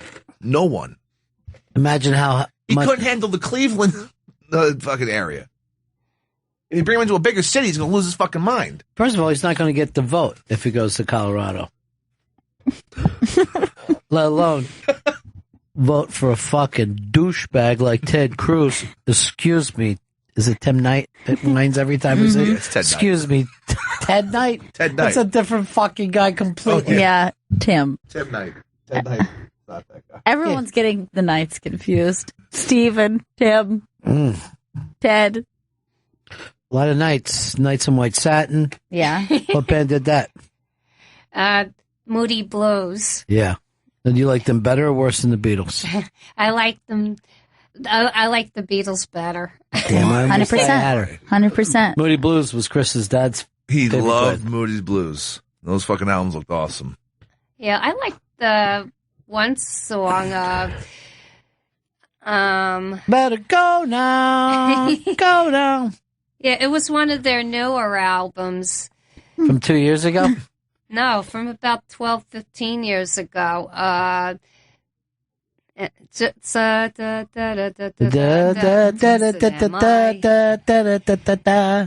You know, I don't remember. How'd it go again? Remember the. We are the Moody Blues Band. The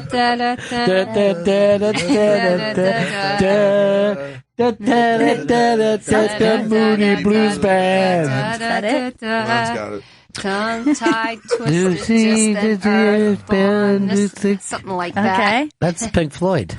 Oh, I'm sorry. I'm getting them mixed up. I'm sorry. She's no Floyd maniac. I guess you like Pink Floyd better than the Beatles.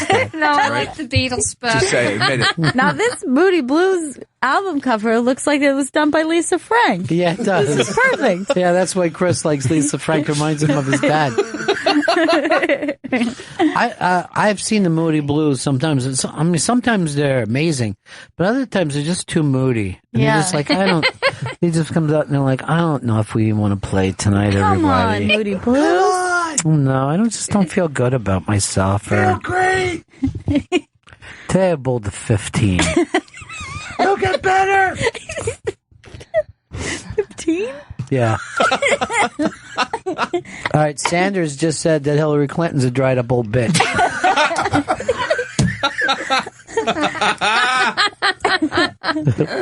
Sanders. Yeah. I'll tell you one thing. If I was helping Hillary Clinton, I would give her the advice, collars. Mm-hmm. Just put some collars on your dresses. Well, she is matronly. Oh! Let's go to break on a high note. Bennington.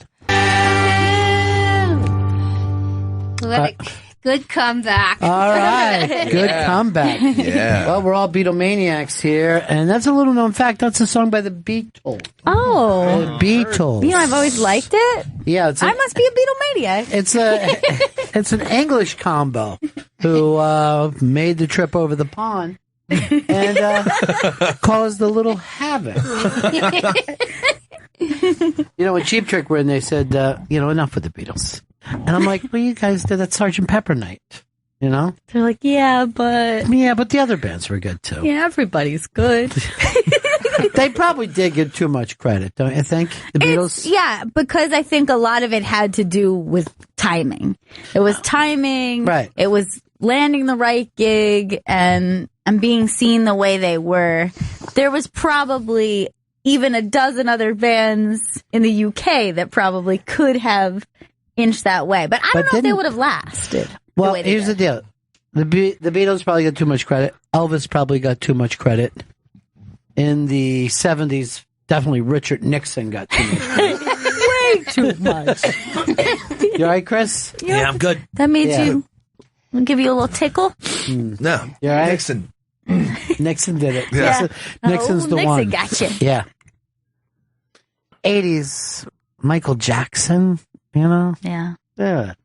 Thriller.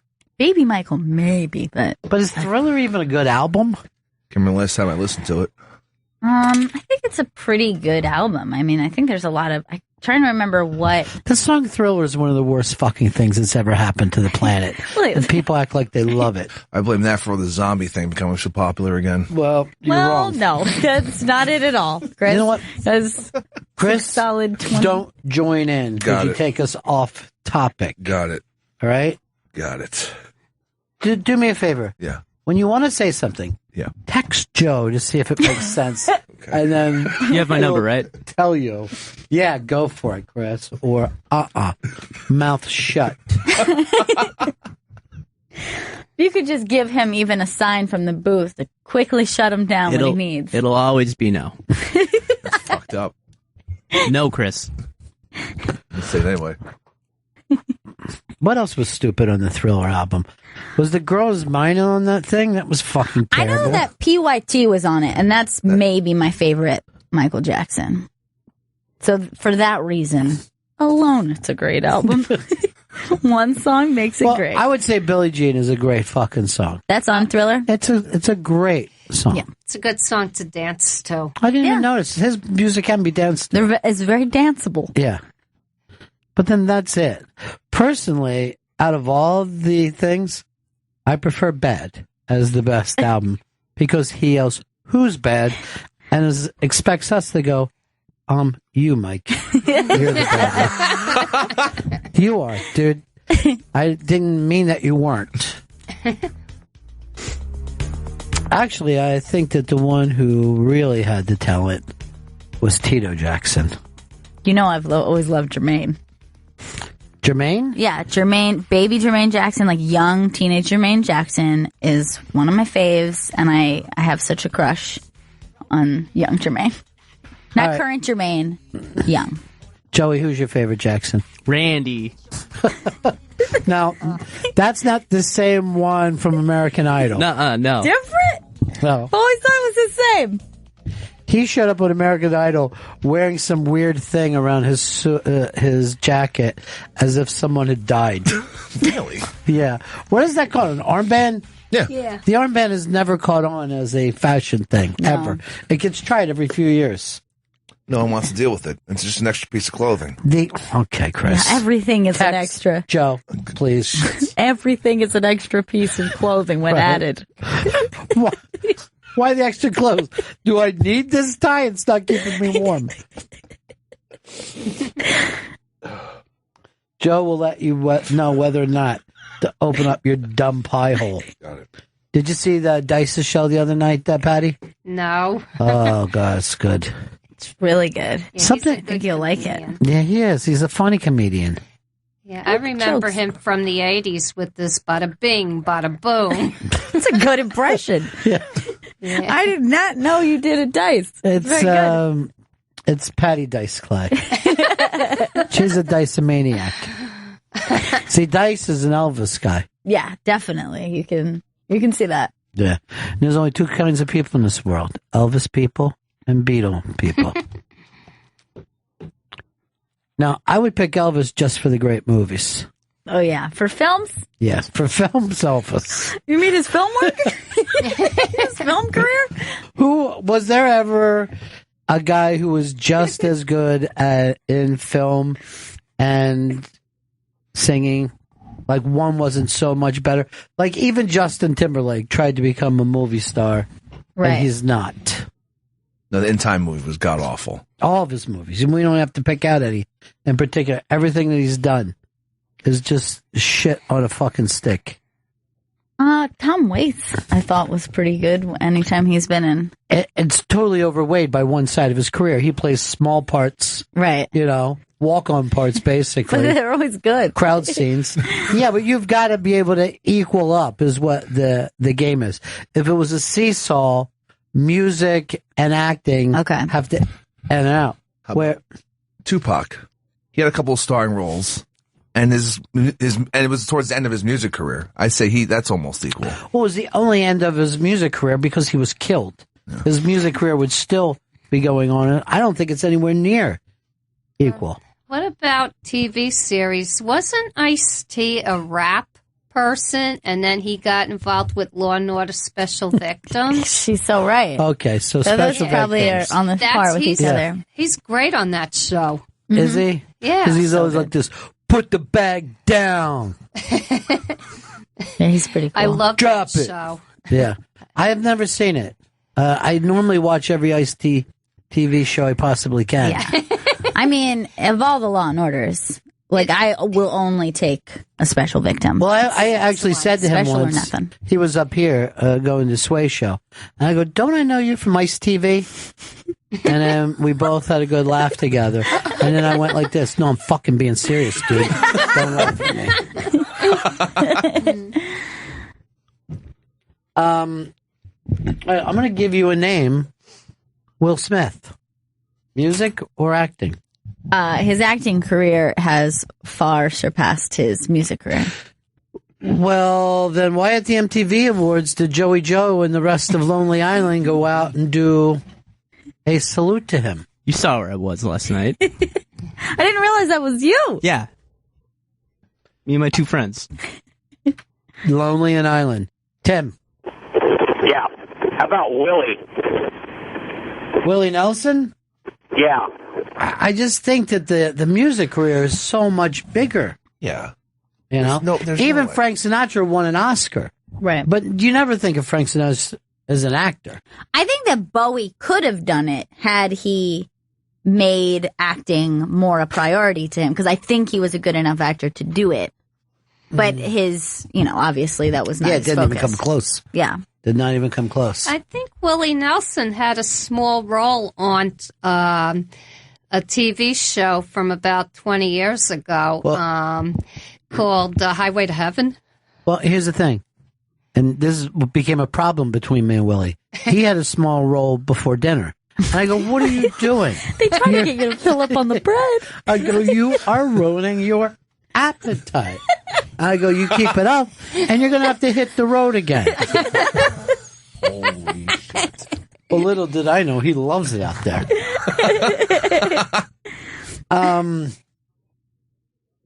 Let's go over here to, I'll just go to no name person. Hi, you're on the Bennington Show. Who's this? This is Paul. Hey, Paul. How about Chris Christopherson? Chris Christopherson may be the best so far. I think I would agree with that. Now, I personally think that the music career is, he has songs that have been covered by a lot of people, but he had a pretty decent movie career. And then most people probably don't know him as a singer. They just know the songs, that recorded by other people. But I still think that it's probably our best yet. It is a good one. Chad, what's up? Hey, what about Steven Van Zandt? Steven Van Zandt is actually another pretty interesting one because he's never really been the front man on either side to stardom, and yet solid, funnest career you could ever have. Yeah, I think if you look at what he has done, it just looks like a blast. I know. My favorite thing he's done? DJ with his garage show. Oh, yeah. I love that show. Yeah. Yeah. What was that show he did over in Norway or whatever? That's Finland? still going on right now. Yeah, it's pretty good. I've watched a few episodes of it. All right, thanks. These are good. Vinny, what's up? Hey, how about Dean Martin? Dean Martin's interesting because he seemed like he never worked hard at anything. He's a very effortless guy. Like he could have been a lot better at everything, which is a great way to grow through life. Just try, Dean. When he had his TV show, his last TV show, he told them, I'm only showing up the day of the show. Really? Now, if you guys want to do stuff during the week, like build sets and try to figure out the sketches. So it was a show that he pretty much laughed through. And some people thought that he was partying during. But he's like, look, I golf during the week. I can't rehearse. He's got priorities. Here's Matt. Matt, what's up? Hey, Jack Wagner. Well, he couldn't act or sing. I don't know where you put that one. Karen, what's up? How about Rick Springfield? Rick Springfield. Here's the thing that happened with Rick Springfield. He went on a soap opera, as you know. Yes. Patty. General Hospital, which was your favorite show, right? I don't usually watch soap operas. When that hit, then his song hit, and he got gigantic. Yeah. They fed into each other. They helped each other. They did. Although, let's face it, Jesse's Girl would have been a hit no matter what year it came out in the history of the world. Definitely. Except for The Point Is Probably Moot, which still drives me crazy to this day. Rick Springfield or the Beatles? Who do you pick, Patty? The Beatles. Really? You are stubborn. You are one stubborn You're not going to break her. Person. You're not going to break her. You will not. John in Maine. Hey, Ron. Yes. Yes, I have the ultimate one. I'm surprised you haven't thought of him yet. Bon Jovi. I don't think Bon Jovi's acting career came anywhere close to the Bon Jovi career. Well, no, but he did. He turned actor. Well, yeah, he did. I'm not asking for people who turned actors. Right. We're saying for somebody who's evenly matched. Normally, one is much bigger than the other. Like Cher won an Oscar. I still don't think that compares to her being Cher. Right. If someone ever said Cher, you wouldn't think, oh, the actress. You would not put them at the same level of career. I'm talking about totally balanced out. Like when we talk about Chris Stanley with drinking and drugs and gambling. Yeah. They're all at the same level. They all affect him equally. Three parts of a whole.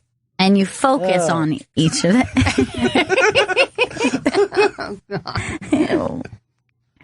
Oh, God. Chris, what's up, buddy? Hey, this one seems pretty easy. It's either Mark Wahlberg or J-Lo. I would give J-Lo closer than Mark Wahlberg. You know, the second that he got acting gigs, he stopped the Funky Bunch. Yeah, they were done. And that was, much to a music-loving nation, more than that forever. Things got a lot funkier with him around. But J-Lo's actually a pretty good call. Yeah, I guess. Well, I don't know. I think her acting probably crushed her singing career. I think so. She's had number-1 hits, though. I know, but Jenny from the Block was huge. Yeah. She's still Jenny from the Block, really, to me. Yeah. You were fooled by the rocks that she got. That's the thing. Yeah, well, we all were fooled. Not just Chris. Everybody was fooled by the rocks that she got. But that doesn't mean that she's just not Jenny from the Block. Yeah.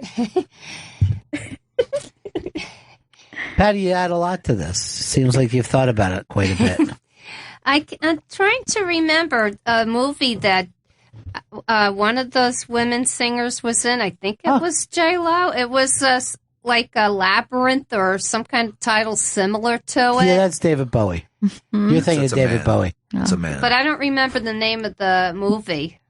All right. Like a Now, maze or something. Yeah. Shreka Loveless. I mean, she has no love. She brought up a pretty good name. Dwight Yoakam. Dwight Yoakam. Yeah. That's a good call. Solid roles. I know, solid roles, but maybe it's because we're not country music fans as much. So, because he had something like 20 giant country hits. Right. I don't think he's welcome back in country, though, right? What did he do to country? Well, he just aged out, and country went a different way. That young country. You should welcome back Dwight. Kendall in Texas. Oh, by the way, Dwight Yoakam is an amazing musician, and we know.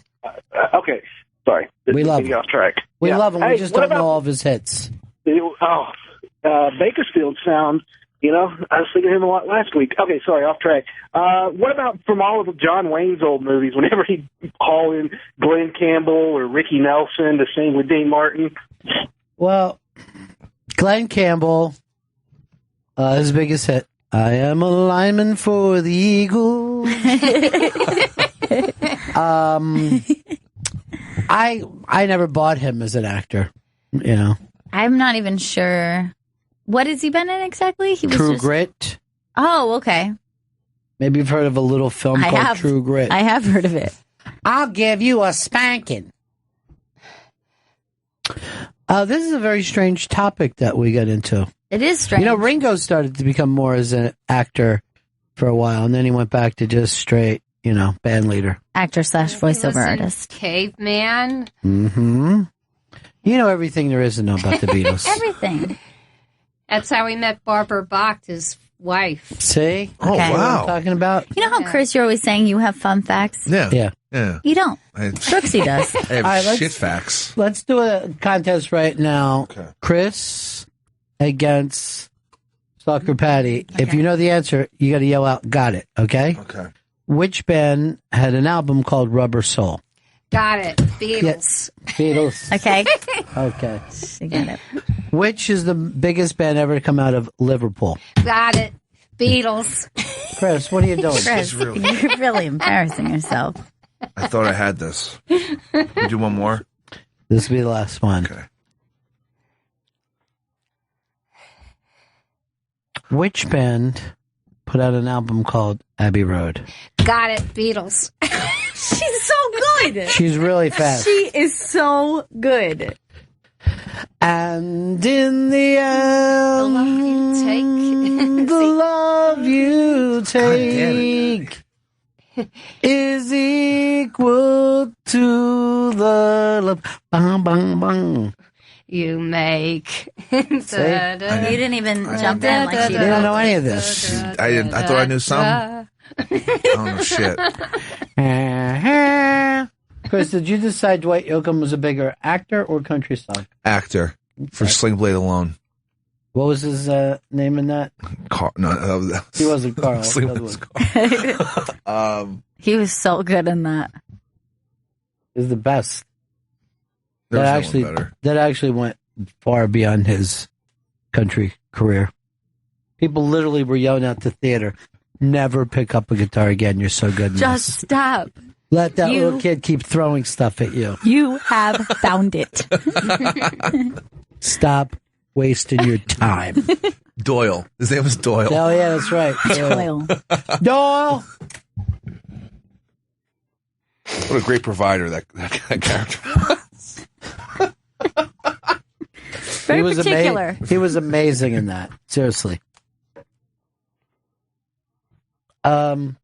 Here's Diego in Utah. Yeah. What's up? Yeah, what about Jamie Foxx? Jamie Foxx, I think, more known for actor, although actor, comedian, and hip-hop star. Had it all. I feel he's only dabbled in music, but whenever he does, it's huge, like Gold Digger. Yeah, I mean, he's dabbled with #1 hits. That's not dabbling, you know? He'll always be an actor to me. It's beautiful. He's always an actor to me. Joe, Virginia. Little known fact, Jamie Foxx, a hell of a football player, too.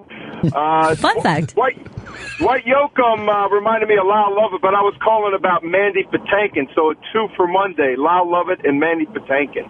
Well, all right. Manny Patinkin, his music is mainly known as Broadway style music. He sings those very difficult songs. Who is the guy that he sings? It's the Sunday in the Park with George. It's I can't think of the name. very, very difficult stuff to sing. But he'll travel around Sondheim. He does the Sondheim songs. So but I don't think, his songs have ever been played on the radio. Yeah, I don't know even if you would consider that Music? even in the same. It's Not acting. to me. It's still acting. I mean, that's kind of It's horrifying. just noise, Mandy. These kids today. And their Mandy Patinkin records. Oh, Mandy. That's what he should end with. I came and I took without... Here's Sean in Alabama. Hey, Ronnie, what about Mel Tillis and Eddie Vedder for compare and contrast? Well, they would tour together, Mel Tillis and Eddie Vedder. Did Eddie ever really do any acting other than the movie Singles? Yeah, I can't think outside of that. I'm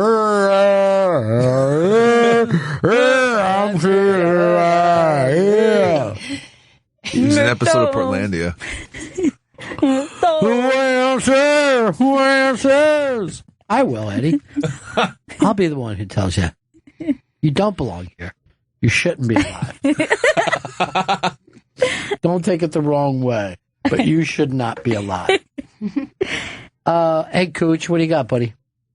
Anthony Kiedis stole Point Break when he blew his foot off, and he was also in. First of all, You're going to put that at the same level? can I tell you? I do. I put it higher than Red Hot Chili Peppers. Definitely better. Because he was hanging around with War Child. And those guys, Oh, yeah. they were just had their wires mixed I up. just wish War Child would cut it out. Seriously. Can I tell you something? Just needs to knock it off, that guy. Dude, with a name like War Child, you're not going to be a good person. Yeah. I mean, I blame his parents.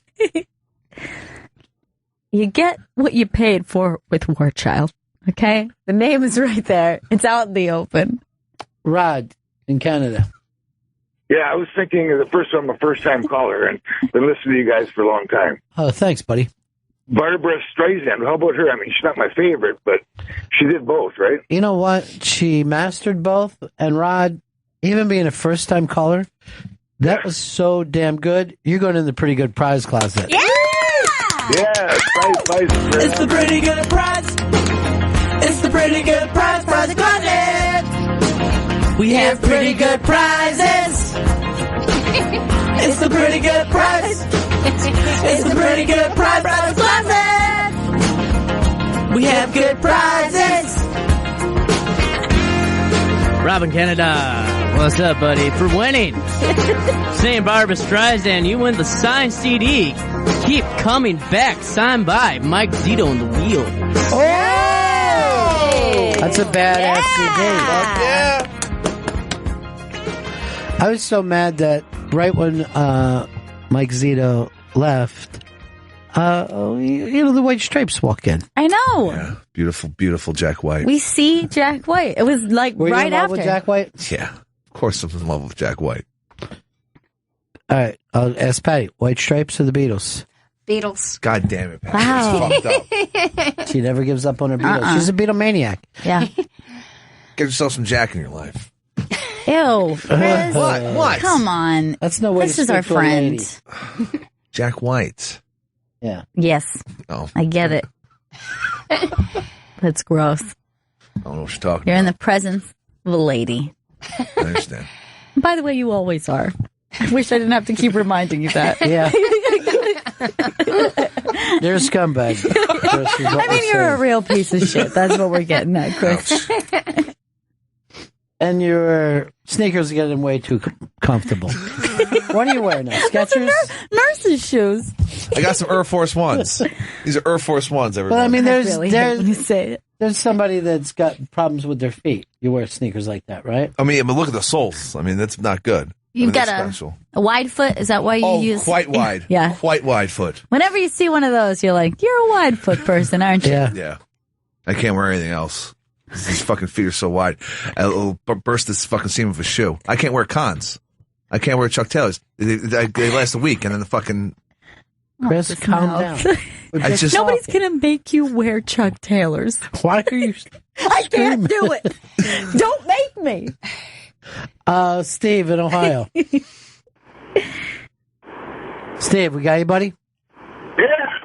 I got two things for you. First off, the weird movie with J-Lo was called The Cell. And the second thing is reverse of what we're talking about with Johnny Depp. He always wanted to be a rock star. So now he's doing that with Hollywood Vampires. Yeah, Hollywood Vampires are doing a tour this year. Why are you laughing, Chris? Really? They're doing a tour? Yeah, they're coming to Brooklyn. I hope he doesn't dress the way he did during that show. Why? He's going to have different outfits. The hat looked crazy. He dressed like Mikey D. Yeah, like I don't understand a train man conductor. who sits around and worries about another man's fashion. There's a word for that. It's gay. Am I right, Patty? Whatever you say. Thank you, Patty. I'm not, Patty, I'm not gay. It wouldn't be bad if you were. You'd be Yeah. accepted in this room. Of course you would be. Thank you for saying This show is very known for accepting gay people. Yeah, why would you as even they say are. that? I'm just saying that. I'm just letting everyone know I'm not gay. I know, but why? Aren't we past the age where someone screams, "I'm not gay"? Yeah, it's not Since it's even not an necessary. insult to be one. All right. I see. Look. If somebody calls you gay, just say, okay. Because if someone said to me, they're like, "What are you, Scottish?" I'm like, maybe, I don't know. That's how I feel. How you should feel about the gay thing. All right, so that's what I'll start saying. Yeah. If someone calls me gay. Yeah, it's not a bad thing, Chris. Maybe, it's I not don't a know. negative. We're already into transgender. All right. Just because fashion is your passion Yeah, that's doesn't right. mean that you should be ashamed. All right. Maybe I'm gay. Who knows? Perfect. Vito, you're a big fan of the Boss, right? Yeah. And when I say the Boss, I mean Bruce Springsteen. Yeah. Now, he canceled a show in North Carolina over the transgender bathroom law. He said if transgenders can't pee where they want to, you're not getting Mr. Bruce Springsteen. Wow. Now, there's nothing dumber than me than this law. Because, A, how are you supposed to know who's transgender? You got to check. Right. Everyone has to And check. B, how long are they going to hold around before the police come to grab them for it? You know, you're in and you're out. It's a senseless law. It's just too. Yeah, I don't even know what the benefit of it is. There's no way to enforce it. First of all, it's just to say somebody's not the same as everyone. They say they don't want transgender because they don't want them to molest children. That's the problem. Yeah, the problem with that is anyone can molest children. Right. Like, literally anyone. Your odds of being molested would be to take your kid into the men's room. But, by the way, unlike when I was younger and you would just go off to a public bathroom, now you never see a little kid in the public bathroom without adult being with them and watching them. I guess that would be probably more rare. Yeah, it's 100% now. They're like, Joey, right here, go. Good. Go for daddy. And you're like, all right, we get it. You're watching your fucking kid.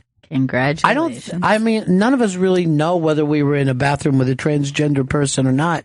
I can only speak of one that I know I was in the bathroom with, Chaz Bono, when Chaz was here. And I don't remember anybody feeling odd about it. Yeah. Well, you probably wouldn't. And you have probably been in public restrooms with people who are trans and you just don't realize it. Yeah. Because why would you realize it? You're just probably not paying attention to it. I mean, I've been in the restroom at the same time as Dennis Falcone.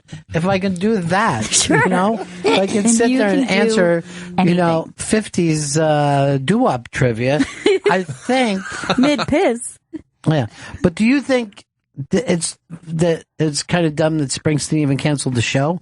I think it's, I always think it's weird when anyone takes up for any cause. You're just like, oh, that's your thing? Okay. Like, it's not because I disagree that I think that, take whatever cause you want, but it's just always interesting that you're just like, this is my thing. I'm really into this bathroom thing right now. I want everybody on board. Vito, would you have been offended or back in the Boss Up if you had tickets for that show? I'd be back in the Boss Up all day. Okay, so that's your thing. Okay, so you're a real maniac. Yeah. He's a Springsteen maniac. I don't know what you're called if you're a big Springsteen fan. Bruce Head? No. Definitely not. You just had a head to something, but it never went there before. An East Streeter? All right, that might be better. I like that. Yeah. Or a street cleaner. You could just say I'm an East Street cleaner. Or a streetwalker. Okay. I like East that. Street walker. East Street Walker. I know that fucking change was made uptown when the big man joined the band. That's the one thing that happened with Springsteen. No one ever brings that up. Never gets mentioned. But I noticed it because from the coastline to the city, all the little brothers were raising their hand. I'm like, something has changed. Something very seriously has changed with this band. You couldn't put your finger on it. No. You knew. But it was in the air somehow. Bobby Slayton is stopping by in just a couple of minutes. Bobby is our longtime friend. He's gone through a horrible thing recently with his wife passing away. So, Chris, best behavior. Yes. Please, for once in your life. Patty, thank you so much for visiting us today. Yeah, well, really, it was so fun. You visited Opie, but you hung around for us. And we found out that she's a real Beatlemania. Yeah, She knows all she the passed fun the facts. test. Yeah. And later you're going to be with Colin Quinn. Yeah, I'm going to go to the show later. Good. That's awesome. Well, it should be. I know you and Colin have always been close. I know he's a Patty person and you're a Colin person. Yeah, I remember I did a couple things with him on Tough Crowd. Was in a couple skits. I know. I was living in D.C. then, and I was always happy to see you on television. I would yell, Patty! And it's funny because I've never even seen any of the ones where I have been on. Really? Well, I've never seen one of them. Well, But, yeah. you live and you learn, you know? Yeah, it's true. You do. You live and then you learn. All right. Let's break here. We'll be back with the Pitbull. Bobby Slayton. This is Bennington. There's Bobby Slayton's theme music. As It starts before you even get on the air. It starts. By the way, I want to say something, and then you can. First of all, I watched Dice's show last night, which I thought was great, and I heard Flats told me, our mutual friend, a lot of people, what a great interview you did with him, and I can't wait to hear that. But his show really was good. Did you watch it? It's really, really funny. It really is funny. And Natasha's great. Leggero, it's just great. Well, Dice has got this thing where I think he's able to look at himself differently than he did when he was younger. Absolutely. I think that he understands, and I think when you have that downfall, which I've had, I just haven't made my comeback yet. Right. I'll be able to do that too eventually, someday. But he really, even people that don't like Dice, I've heard people like he was great on Vinyl, he was great in Woody Allen's movie, and then I hear people, well, I never liked Dice. Well, if you didn't like his comedy, that has nothing to do with his acting, because it really, it's magnificent. Well, see, this is the thing, unlike a lot of comics, he was acting the role of Dice the whole time, which we didn't get. You know what I mean? We're like, what is with this guy? Right. You know what I mean? Like, it's, whether you liked it or didn't like it, you still thought, but, after I talked to him, he worried more about character early on than even material. Right. And I never heard a comic think that way. That's very rare for a stand-up. That's got to be very infrequent. Yeah, and when you watch the show, it's a lot like what Larry David did. You don't know where the real Dice is, where the Andrew is, where the acting is, and I think that's what makes it so great. And by the way, it's hard for me, like any comic, to give another comic a great compliment. You won't give anyone a compliment. I just did. Yeah, but it hurt. It hurt a lot, but now let me give you a compliment. It won't hurt as much because that hurt a lot. Yeah. It's another thing. I've always said that, doing your show, when you interview comics, it's the same way that Johnny Carson and David Letterman, it's a great interview. You're not talking at them, you're talking to them. And I just think it's terrific. And doing your show, by the way, and I got to say this every time I'm on, because it's exactly like getting a tattoo, and I got a lot of them. It sounds like a great idea, doing your show. Then when you get there and you're sitting in the chair, you go, what the fuck was I thinking? This really is painful. This really sucks. Then when it's over, you say, it wasn't that bad. You give it a half an hour and you look back and you go, that was actually pretty good. I can't wait to do it again. Yeah. But you tat yourself up, right? I mean, you're just... Well, I'm not tatted. I'm not like Rockabilly. I'm not like one of the guys from the Stray Cats. I'm not like that. Yeah. I'm not like the guys you see on cops with the neck tattoos. You don't have it. I got a tattoo a long time ago, and people do say it's a lot like plastic surgery, that when you get it, you want a little bit more. And obviously I've had a lot. Look at me. I look terrific for 80. But you get a tattoo, and then you realize it's cool, but, it wasn't as good as I wanted, or it came out so well I want another one. Yeah. And you just start getting more of them.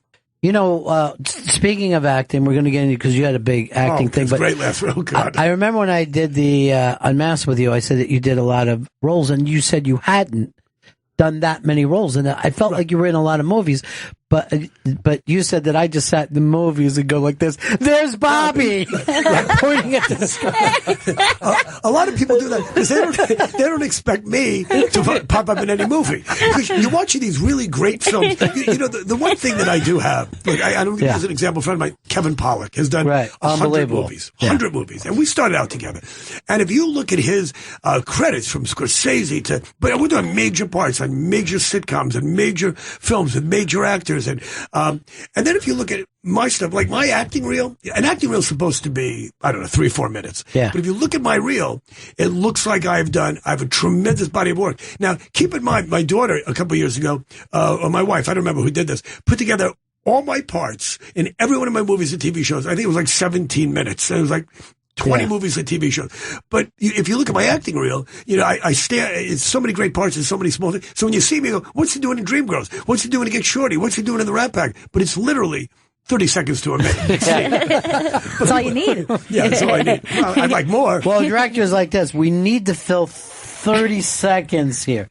Get Slayton on the phone. Yeah, and if you're famous, it's called a cameo. Right. With me, it's called a bit part. if Bruce Willis or somebody famous did a 3-minute thing, it's a bit part of surprise. Me, it's nothing. It's Well, you just got the Woody Allen Netflix show that I saw that Amazon, yeah. Oh, it's Amazon. And even Woody's felt like he was nervous about this because he had never done anything like this before. Right. Well, what's really interesting, it's funny because I can't talk about the script. When you work on a Woody Allen movie, even people with major parts, you don't get the script. He sends you your size, your part, and it's watermarked with your name on it. So if you show anybody you're fucked, you're out of it. Right. So I knew that before I got it. But he had never done a TV show. And those dinners that I've told you about, which I invited you to, which you're in no hurry to come to, which you should because you'll be in the next show. You come to a dinner. You know why I won't go? Well, I don't want to get into that on the air. Of course you don't. No. But I'm totally right. But, no, you're not and right. someday everybody will get their door kicked in and I'll be like, I told you. No, that's not true at all. That's stupid. No. Now people are wondering. No. But you're wrong about it. You're being so paranoid and stupid. That's not true whatsoever. I don't mind being paranoid and stupid about that. Okay, well, you're wrong. Yeah. But anyway, so, but Woody, I read it when he got the thing. He didn't want to do a TV show. He made a commitment, and he didn't want to do it. He'd never done one before. He wrote on your shows in the 50s, but he never starred in or wrote and directed a series, and he didn't want to do it.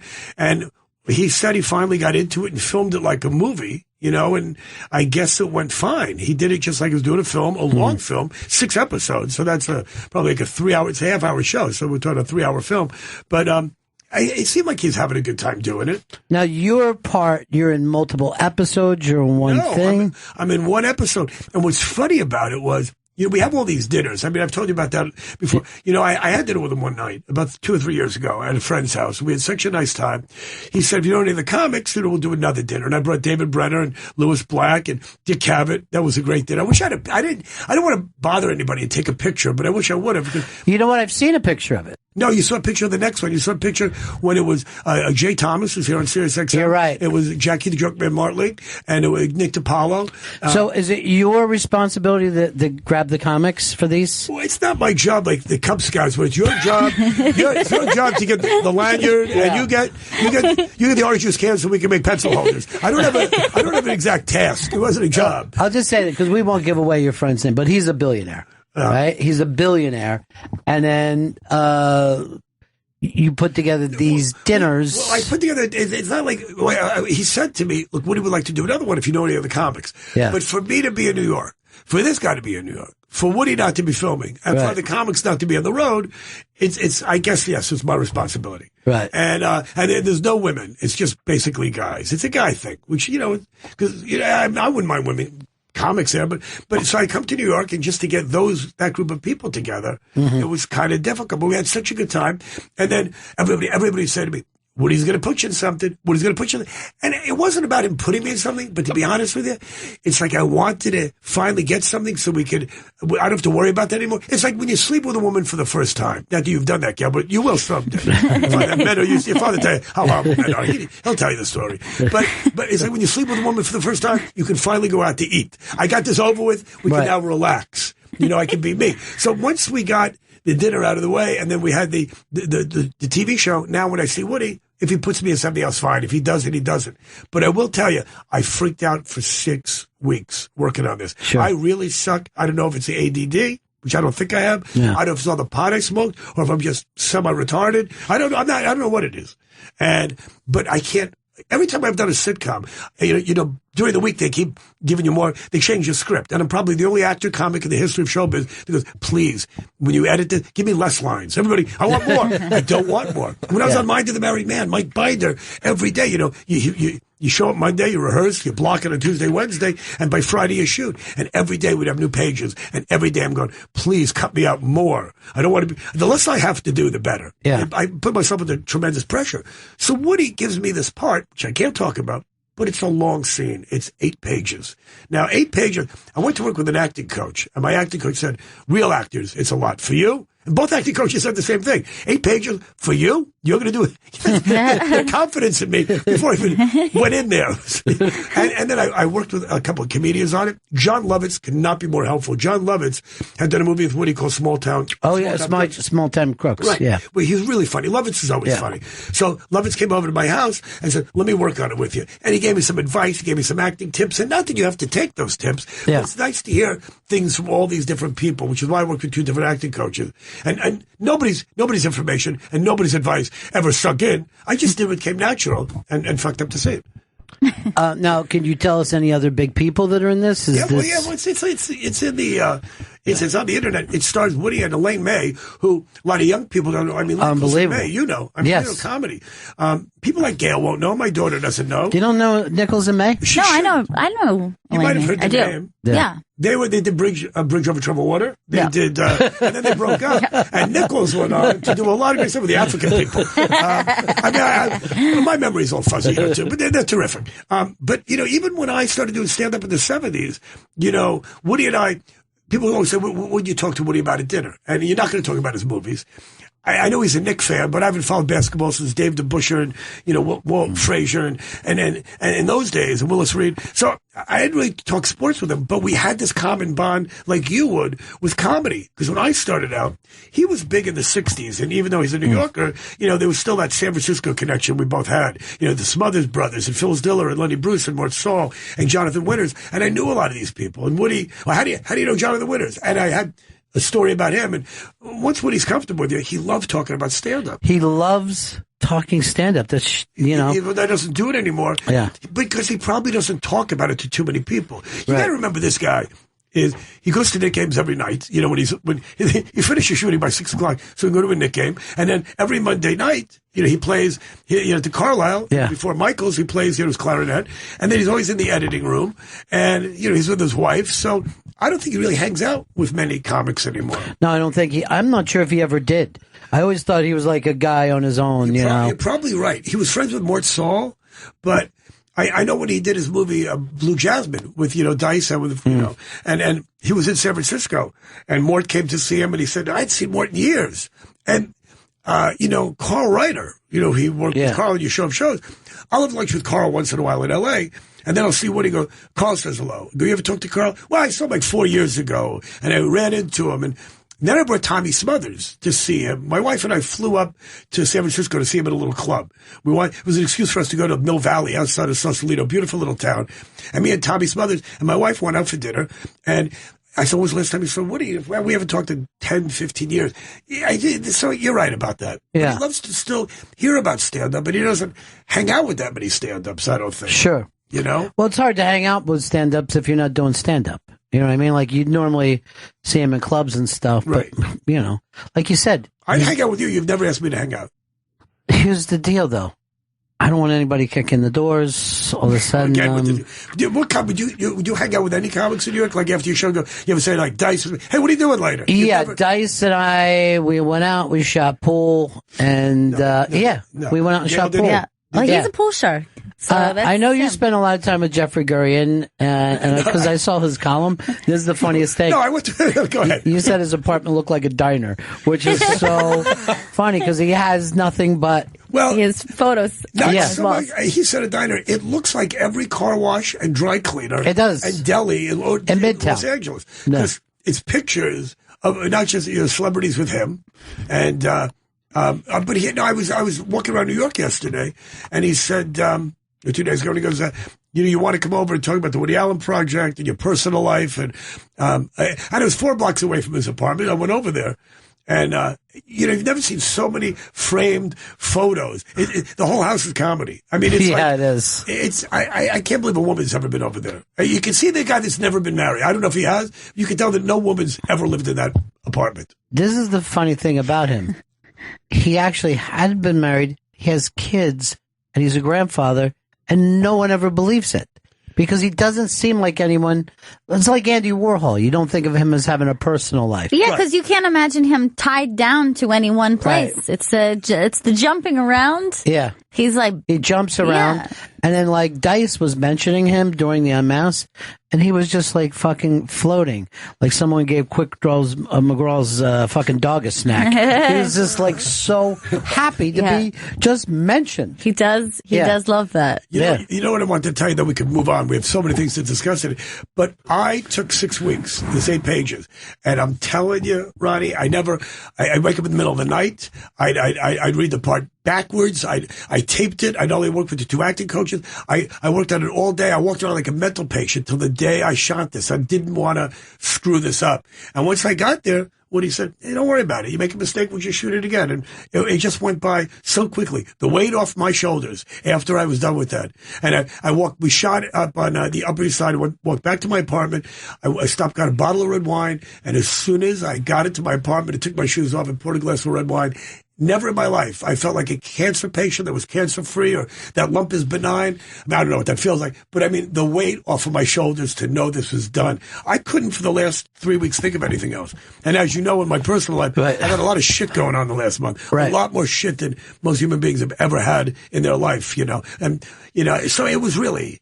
It was like the ups and downs. It was just brutal. But what was the nightmare for you? That he would cut you out of it? That he would yell at you? What? No, I heard he never yells at people. Then my nightmare was this, because I didn't talk to Dice about it, but I talked to our mutual publicist, and I talked to John Lovitz. I talked to Jay Thomas, who directed it and play by him. I talked to a few people about, what Woody was like. And he goes, when Woody starts to direct you, you're in trouble. When he goes, oh, that's fine. Now, you think you didn't do a good job. You go, how was that? He goes, fine. You go, oh, I'm fucking up. Fine? Fine. Don't worry about it. Let's move on. I'm like, he's cutting that out. When he starts telling you, try it this way. You go, oh, shit. That's when you know. Yeah. Only thing he said to me before we shot the scene, remember, he goes, talk slow. Slow down. Or, like, I've never heard that before.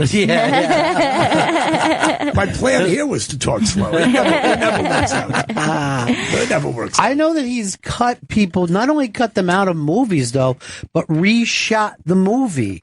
Well, besides Bruce Willis. The Birdman. What's his name? The guy Michael Keaton. Michael Keaton. Well, what happened there? He was in not Radio Days, but the one where the woman walks out of the screen or whatever. Oh, Purple Rose Kairos. Jeff Daniels was in that. Yeah. Well, it was Michael Keaton. Shot. This blows. And they brought Jeff Daniels in to do all those scenes, reshot everything. Now, can you imagine how tough it would be to get over that? Well, for Michael Keaton, that was before Batman. So Michael still had a couple of movies under his belt, but but a couple of months ago or last year, Bruce Willis was in the last movie, hasn't come out yet. Steve Carell, who was shooting in L.A. And this was in the paper. And I love how they put spins on things. And nobody told me this. I kind of figured it out myself, but it was pretty obvious. It said, everybody in showbiz, you read all these things. Bruce Willis didn't know his lines, supposedly, for a Woody Allen movie. So Bruce's people said, well, Bruce had to drop out. He's doing a play in October. This is 8 months ago. Wait, next October he's doing a play? First of all, why would you take apart and then go, wait, I'm doing a play next year? And he didn't have time to prepare for the play. So Right. And Bruce, he probably doesn't give a shit because he's a billionaire who's always going to work. Yeah. That must have been a crushing blow to Michael Keaton, who, working on Woody Allen projects, a major thing. Yeah, especially when if the person's funny, they probably end up loving Woody Allen. But, by the way, with Bruce Willis, Kevin Smith said he was a total dick on that Cop and a Half, that he was a fucking... Really? Yeah, it was just a prick. I read that after Woody Allen or fired him or he quit or whatever. I don't know what happened. But you know what? I worked with Bruce on the movie Bandits and with Kate Blanchett and Billy Bob Thornton, and he could have been nicer to me. But then again... And Barry Levinson, who is like Woody, he was a former stand-up. Yeah. Those are two guys that don't really direct you. Barry Levinson never directed me. As a matter of fact, they did one scene, and Barry Levinson, I think everybody knows Diner, Avalon, oh my God, Toys. I know him, this is Good Morning Vietnam. So many movies. And so when I went to work for Barry, it was the last week of shooting, and here's the guy that I've been working with. Bruce Willis, Billy Bob Thornton, January Jones was nothing way before Mad Men, she was nobody, and of course Kate Blanchett. So I'm there the last week, and I do my first take on a scene, and I go, I hope I did okay. And Barry comes up to me and goes, so what do you think? Was it okay? You're asking me if it's okay? Wait, I'm supposed to ask you if it's okay. And I go the rest of the week's going to go fine. Yeah. I go, well, I'm happy with it. Can I try it again? Because if you want it, let's try it again. Yeah. But this is going to be a breeze. Why can't everybody be like this? But do you like acting? No. No. I like it less than I like doing your show. They're both very painful. Once it's done, I feel like I'm in showbiz. Yeah. It's great. I love doing your show. Yeah. No, I don't like it. I like the idea. Because I'm so sick of stand-up comedy because I'm still, when I read the Jerry Seinfeld, I love stand-up. Yeah, you got $1 million a show, you get a private jet and a floor of the Ritz-Carlton, and fine. I'm staying at the Hampton Inn. I'm playing, Yuck in Youngstown, Ohio, and flying coach. It sucks. I'm in the trenches. I'm making nothing. But, you know, I used to love stand-up. I'm just burnt out of it.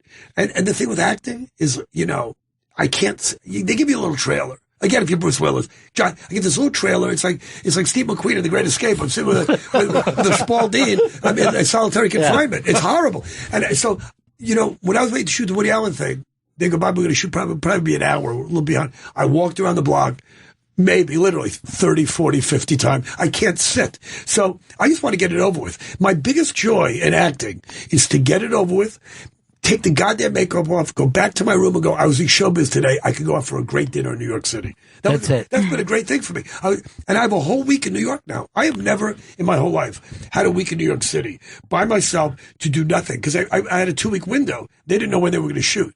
They said, we might be this day, might be that day. So I booked 2 weeks. Somebody gave me a free apartment. And I said, and I finished, I told you, I'll do a show this week. I'm off the whole week in New York to just eat and drink. It's the greatest thing ever. Well, then soon you're going to be in Boca doing the thing that you hate most of all, stand-up comedy. Friday, April 15th, Saturday, April 16th.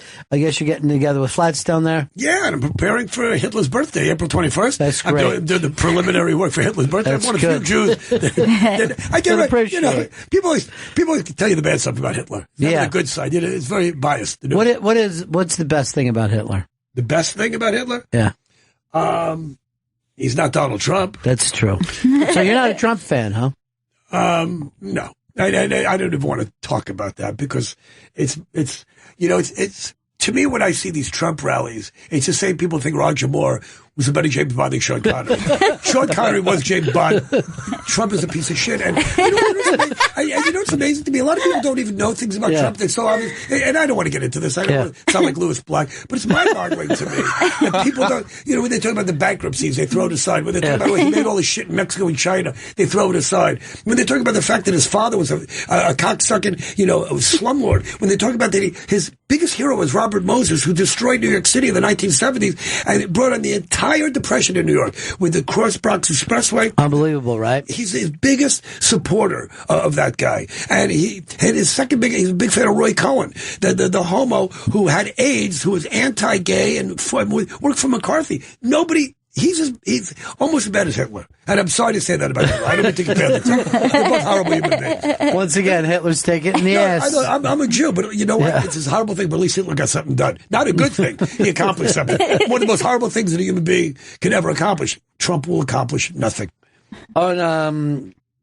I should be a politician. Really, you should be. You know what? You're ready to go out there and do stuff. Trump's an asshole and I'm an asshole, but together, I think two assholes make a right. I think together we could do something. You know, we might get a funny person as VP. There's a lot of talk about Al Franken's name being thrown around by both people running for president on the Democratic side. I love Al Franken. Yeah. What I wouldn't give, to me, the greatest thing ever, and it will never happen, because he's not going to make the same mistake McCain made, but it would be so great to see Trump. Well, it doesn't matter who he picks. He's going to be an idiot, a monkey. But to see him and Sarah Palin together, you know, it makes you look at North Korea and go, that's a great, great country. It makes you want to move to North Korea and get a condo for the summer. You know, Sarah Palin and Bill Clinton have both lost whatever heat that they had from years before. They both look tired and they're not good public speakers. I mean, even if you didn't agree with them, you had to remember that there was a lot of excitement at their shows. Right. No more. Well, Bill Clinton was a great public speaker. He was. Probably one of the best ever. That I know people that hated the guy, and they told me when they met him or had dinner with him, you know, he was, you know, Slick Willie, and he was kind of, you know, like he's one of these charismatic figures, and you couldn't help but like him. Did anybody ever like Sarah Palin? Did she ever give a good speech? Oh yeah, she sold a lot of books, and she packed the joint out. People, you know, they weren't the kind of people you'd hang out with. They're the people you fly over. But there was a massive buzz around her. Yeah, and it was gigantic. She had energized that side in a way, but it energized and then completely exploded. It just it went. But remember, McCain had nothing when she came in. Right. And now she's like just talking wacky every time you say her. And I think wherever she shows up for Trump, she hurts him. Well, wait a second. Yoko had nothing until John Lennon was slain. And then she became famous. Again. We're all glad to see her now. Oh, Yoko's here. Yeah. People feel sorry for her. Well, we just like to see it. It's the last thing we have is the spot that John Lennon put his penis. Right. We're like, there it is. That's the spot. Supposedly. Supposedly. You don't think think don't so. know that. You know. Very presumptuous. Bobby Slayton is here. He is in the new Woody Allen show called... There's no name. There's no name for it yet. No name. Let's And just if there was, I wouldn't be able to say. Yeah. Very secretive project. What if it just gets called Slayton?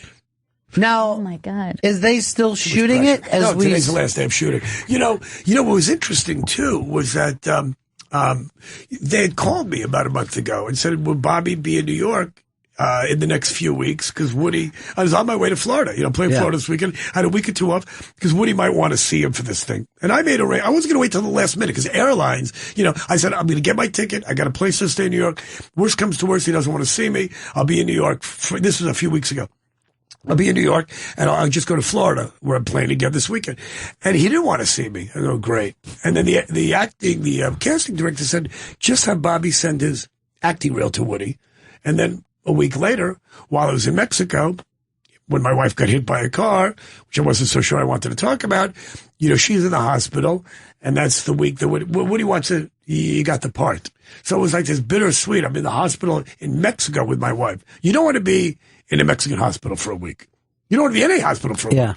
But in Mexico, that was not good. Yeah. You got it good. And it just gets worse from there. Yeah, it gets to be a rough. Are we taking a break at all or no? No break, right? We're taking it to the limit? Oh, boy. How much time? We got at least half an hour? Yeah, we got about half an hour. Oh, boy. I didn't want to bring this up so early, but yeah. Well, anyway. Well, she gets hit by the car. Oh, God, it's such a... Well, we got a half hour. We got a half hour.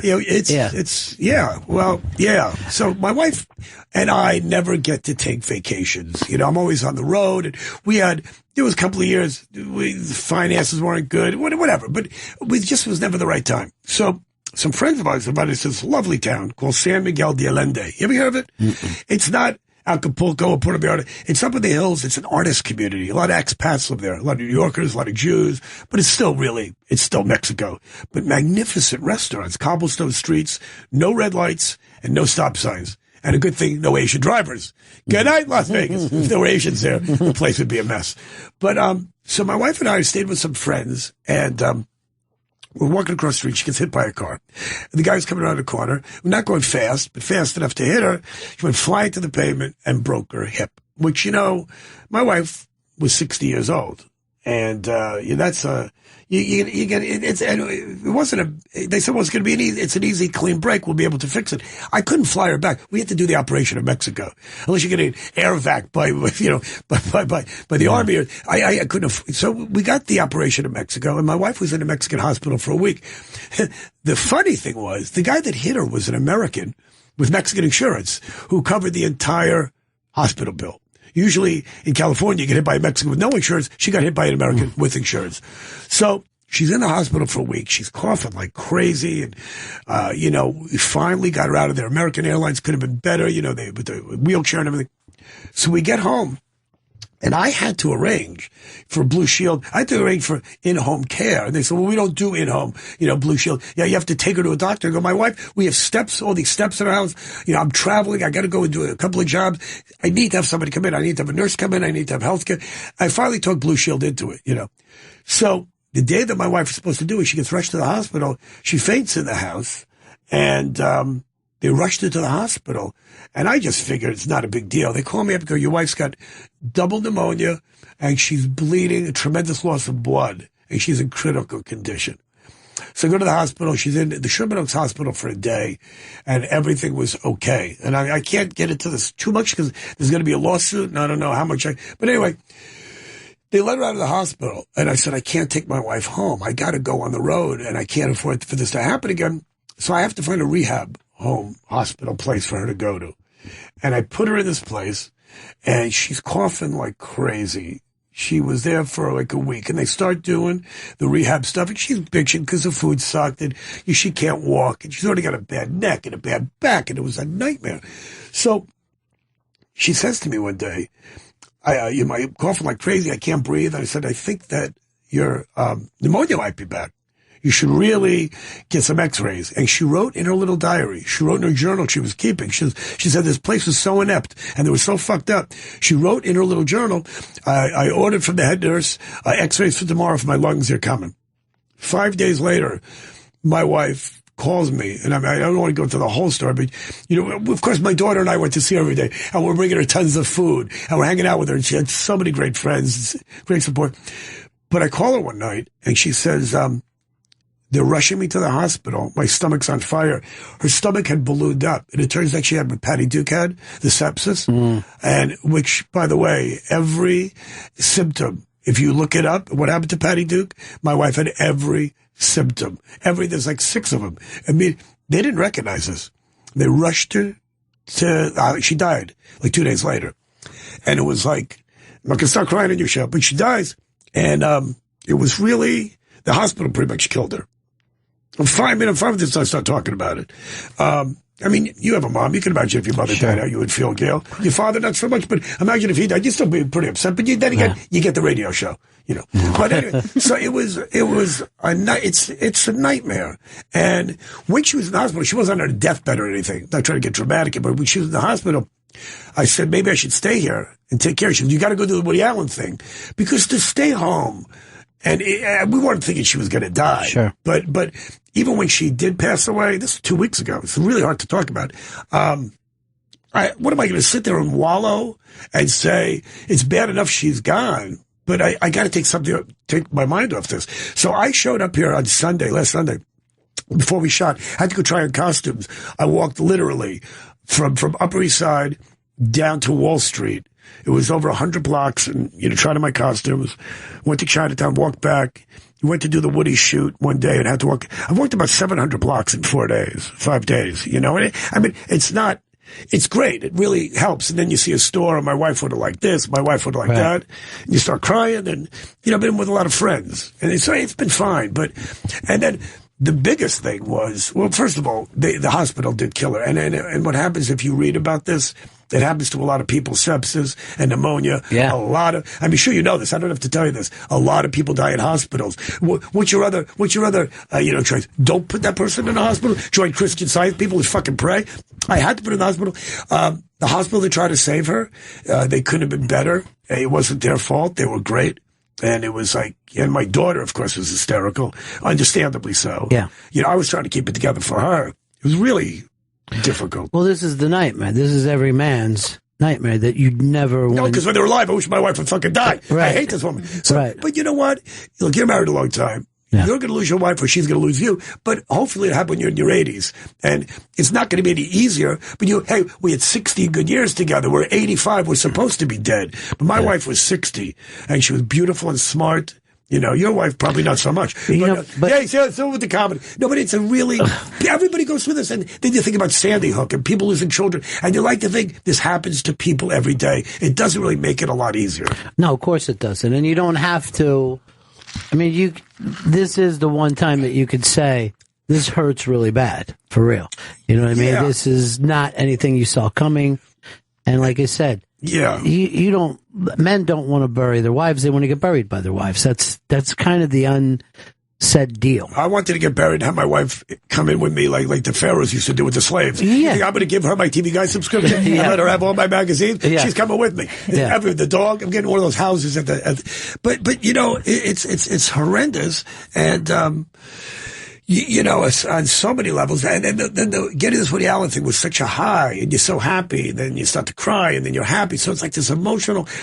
And the funny thing is, you know, I haven't done any drugs since this happened. You can't, you know, I thought about doing a few lines of blow to keep me going. I'm thinking, you know what? I'd rather just go the other way. Right. I you know, when I did the Woody Allen thing, I bought a bottle of wine. I haven't even finished it yet. I mean, I've been drinking. Don't tell me drinking doesn't help. Because my daughter called me, Daddy, don't drink. It's not going to help. It does help. But not a lot. I'm not going to sit there with a bottle of vodka and like a cowboy western. Give me another one. Put the bottle on the bar. Because that doesn't make it better. But I'm doing everything I can to make this a little bit easier.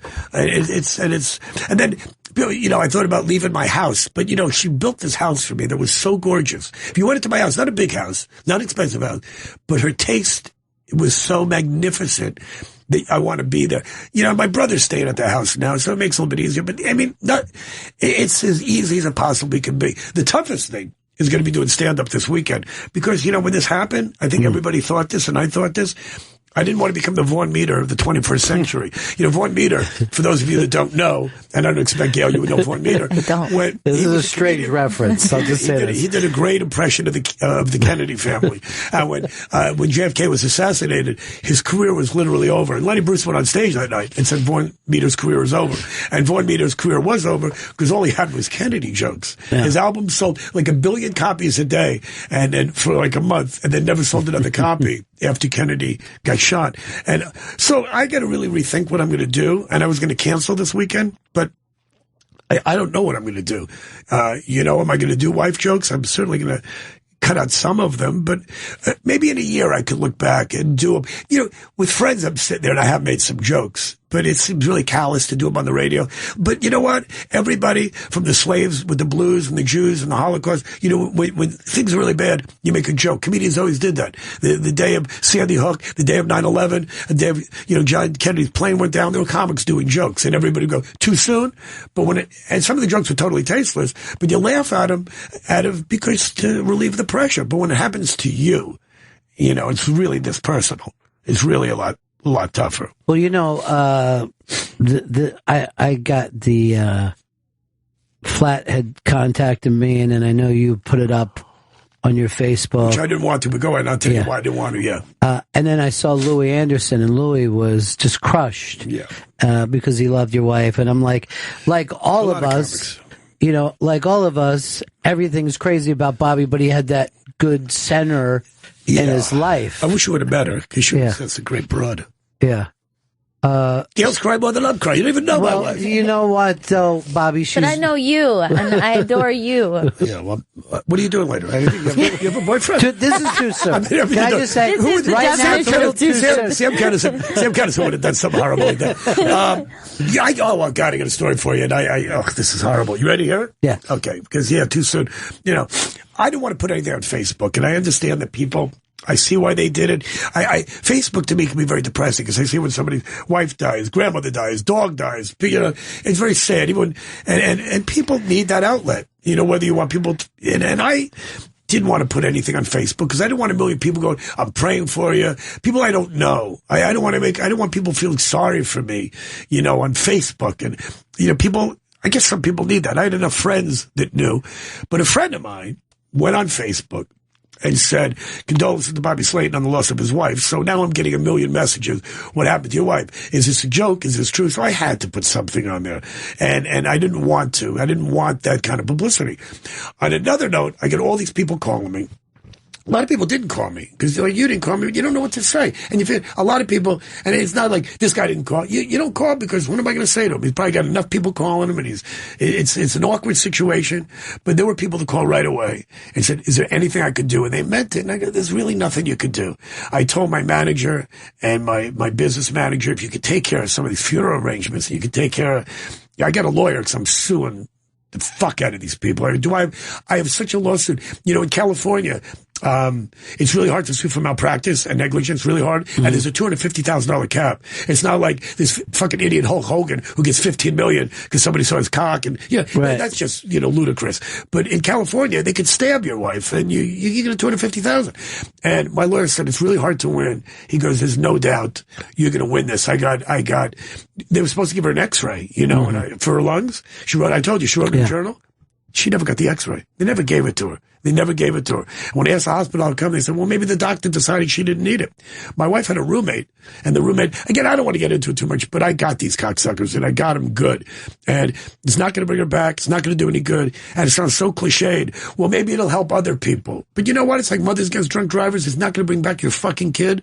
But you know what? Maybe it'll help, another person. Mm-hmm. And people die, and, maybe it'll help somebody else. And if I could close this place down and screw these people, it'll give me a little bit of satisfaction. It's not going to be a lot of money, but it's not about the money. Right. Even if it was $1 million, we'll settle out of court. No, I want to get them for everything I can. But anyway, back to the Facebook thing. So I wasn't into all this publicity, and all these people call me, Bobby, can I do anything? And people coming over with food, all my wife's friends, and people sending food.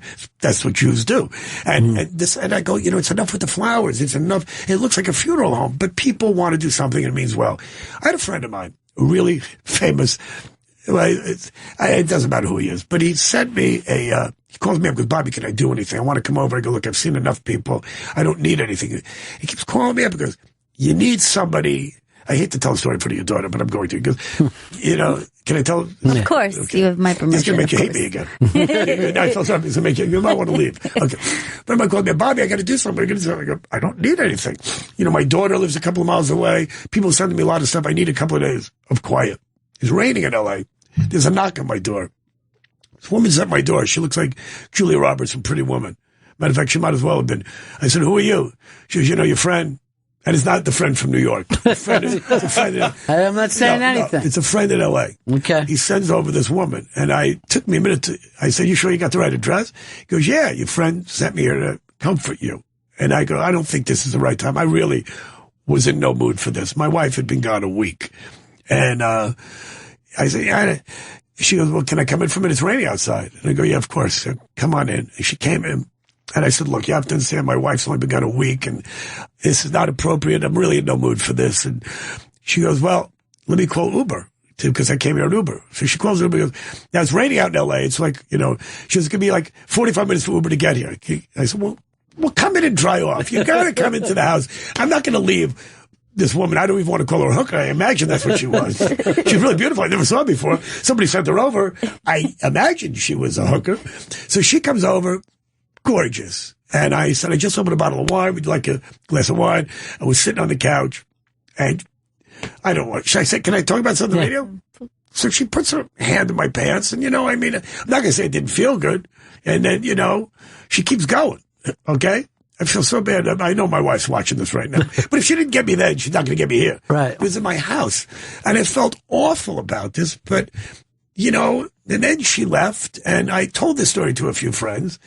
And they said to me, didn't you think about your wife while this was going on? I said, no, my wife never gave those kind of blowjobs. Never thought about my wife for a second. Yeah. She never gave this guy a head. Why would I think about her? Now, by the way, I thought that was kind of a touching story.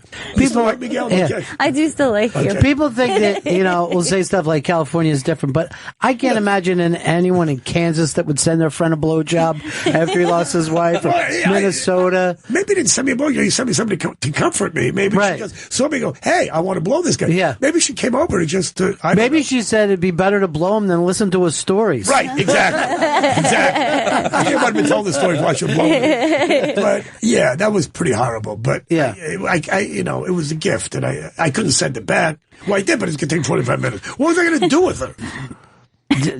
This is your time to do whatever you want. I mean, you go have a blackout weekend with Flathead coming up. Well, I'll see him this weekend, but I'm not going to do that. I'm really, when I thought about it, I felt good afterwards, but not in that situation, and I wish that wouldn't have happened. I mean, in the future, I can see it happening. And my daughter's been handling it. She's very spiritual, not in a God way, but, like there was a hummingbird in front of our window, and, that mommy loves hummingbirds. I see mommy. And the day after it rained, she came over, like after the hooker left. So, the lady, whatever she did, the social worker. I think she's a social worker. She really helped me a lot. I was very handicapped, and she helped me a lot. But there was a giant, we never see rainbows in our house. We live on a hill. There's a giant rainbow, and my daughter, that's mommy, and she smelled mommy's perfume. So she handles it with spirituality, and I handle it with hookers. Sure. But as long as we handle it. Yeah, you handle it how you handle it. That was a touching story. It was beautiful there at the end.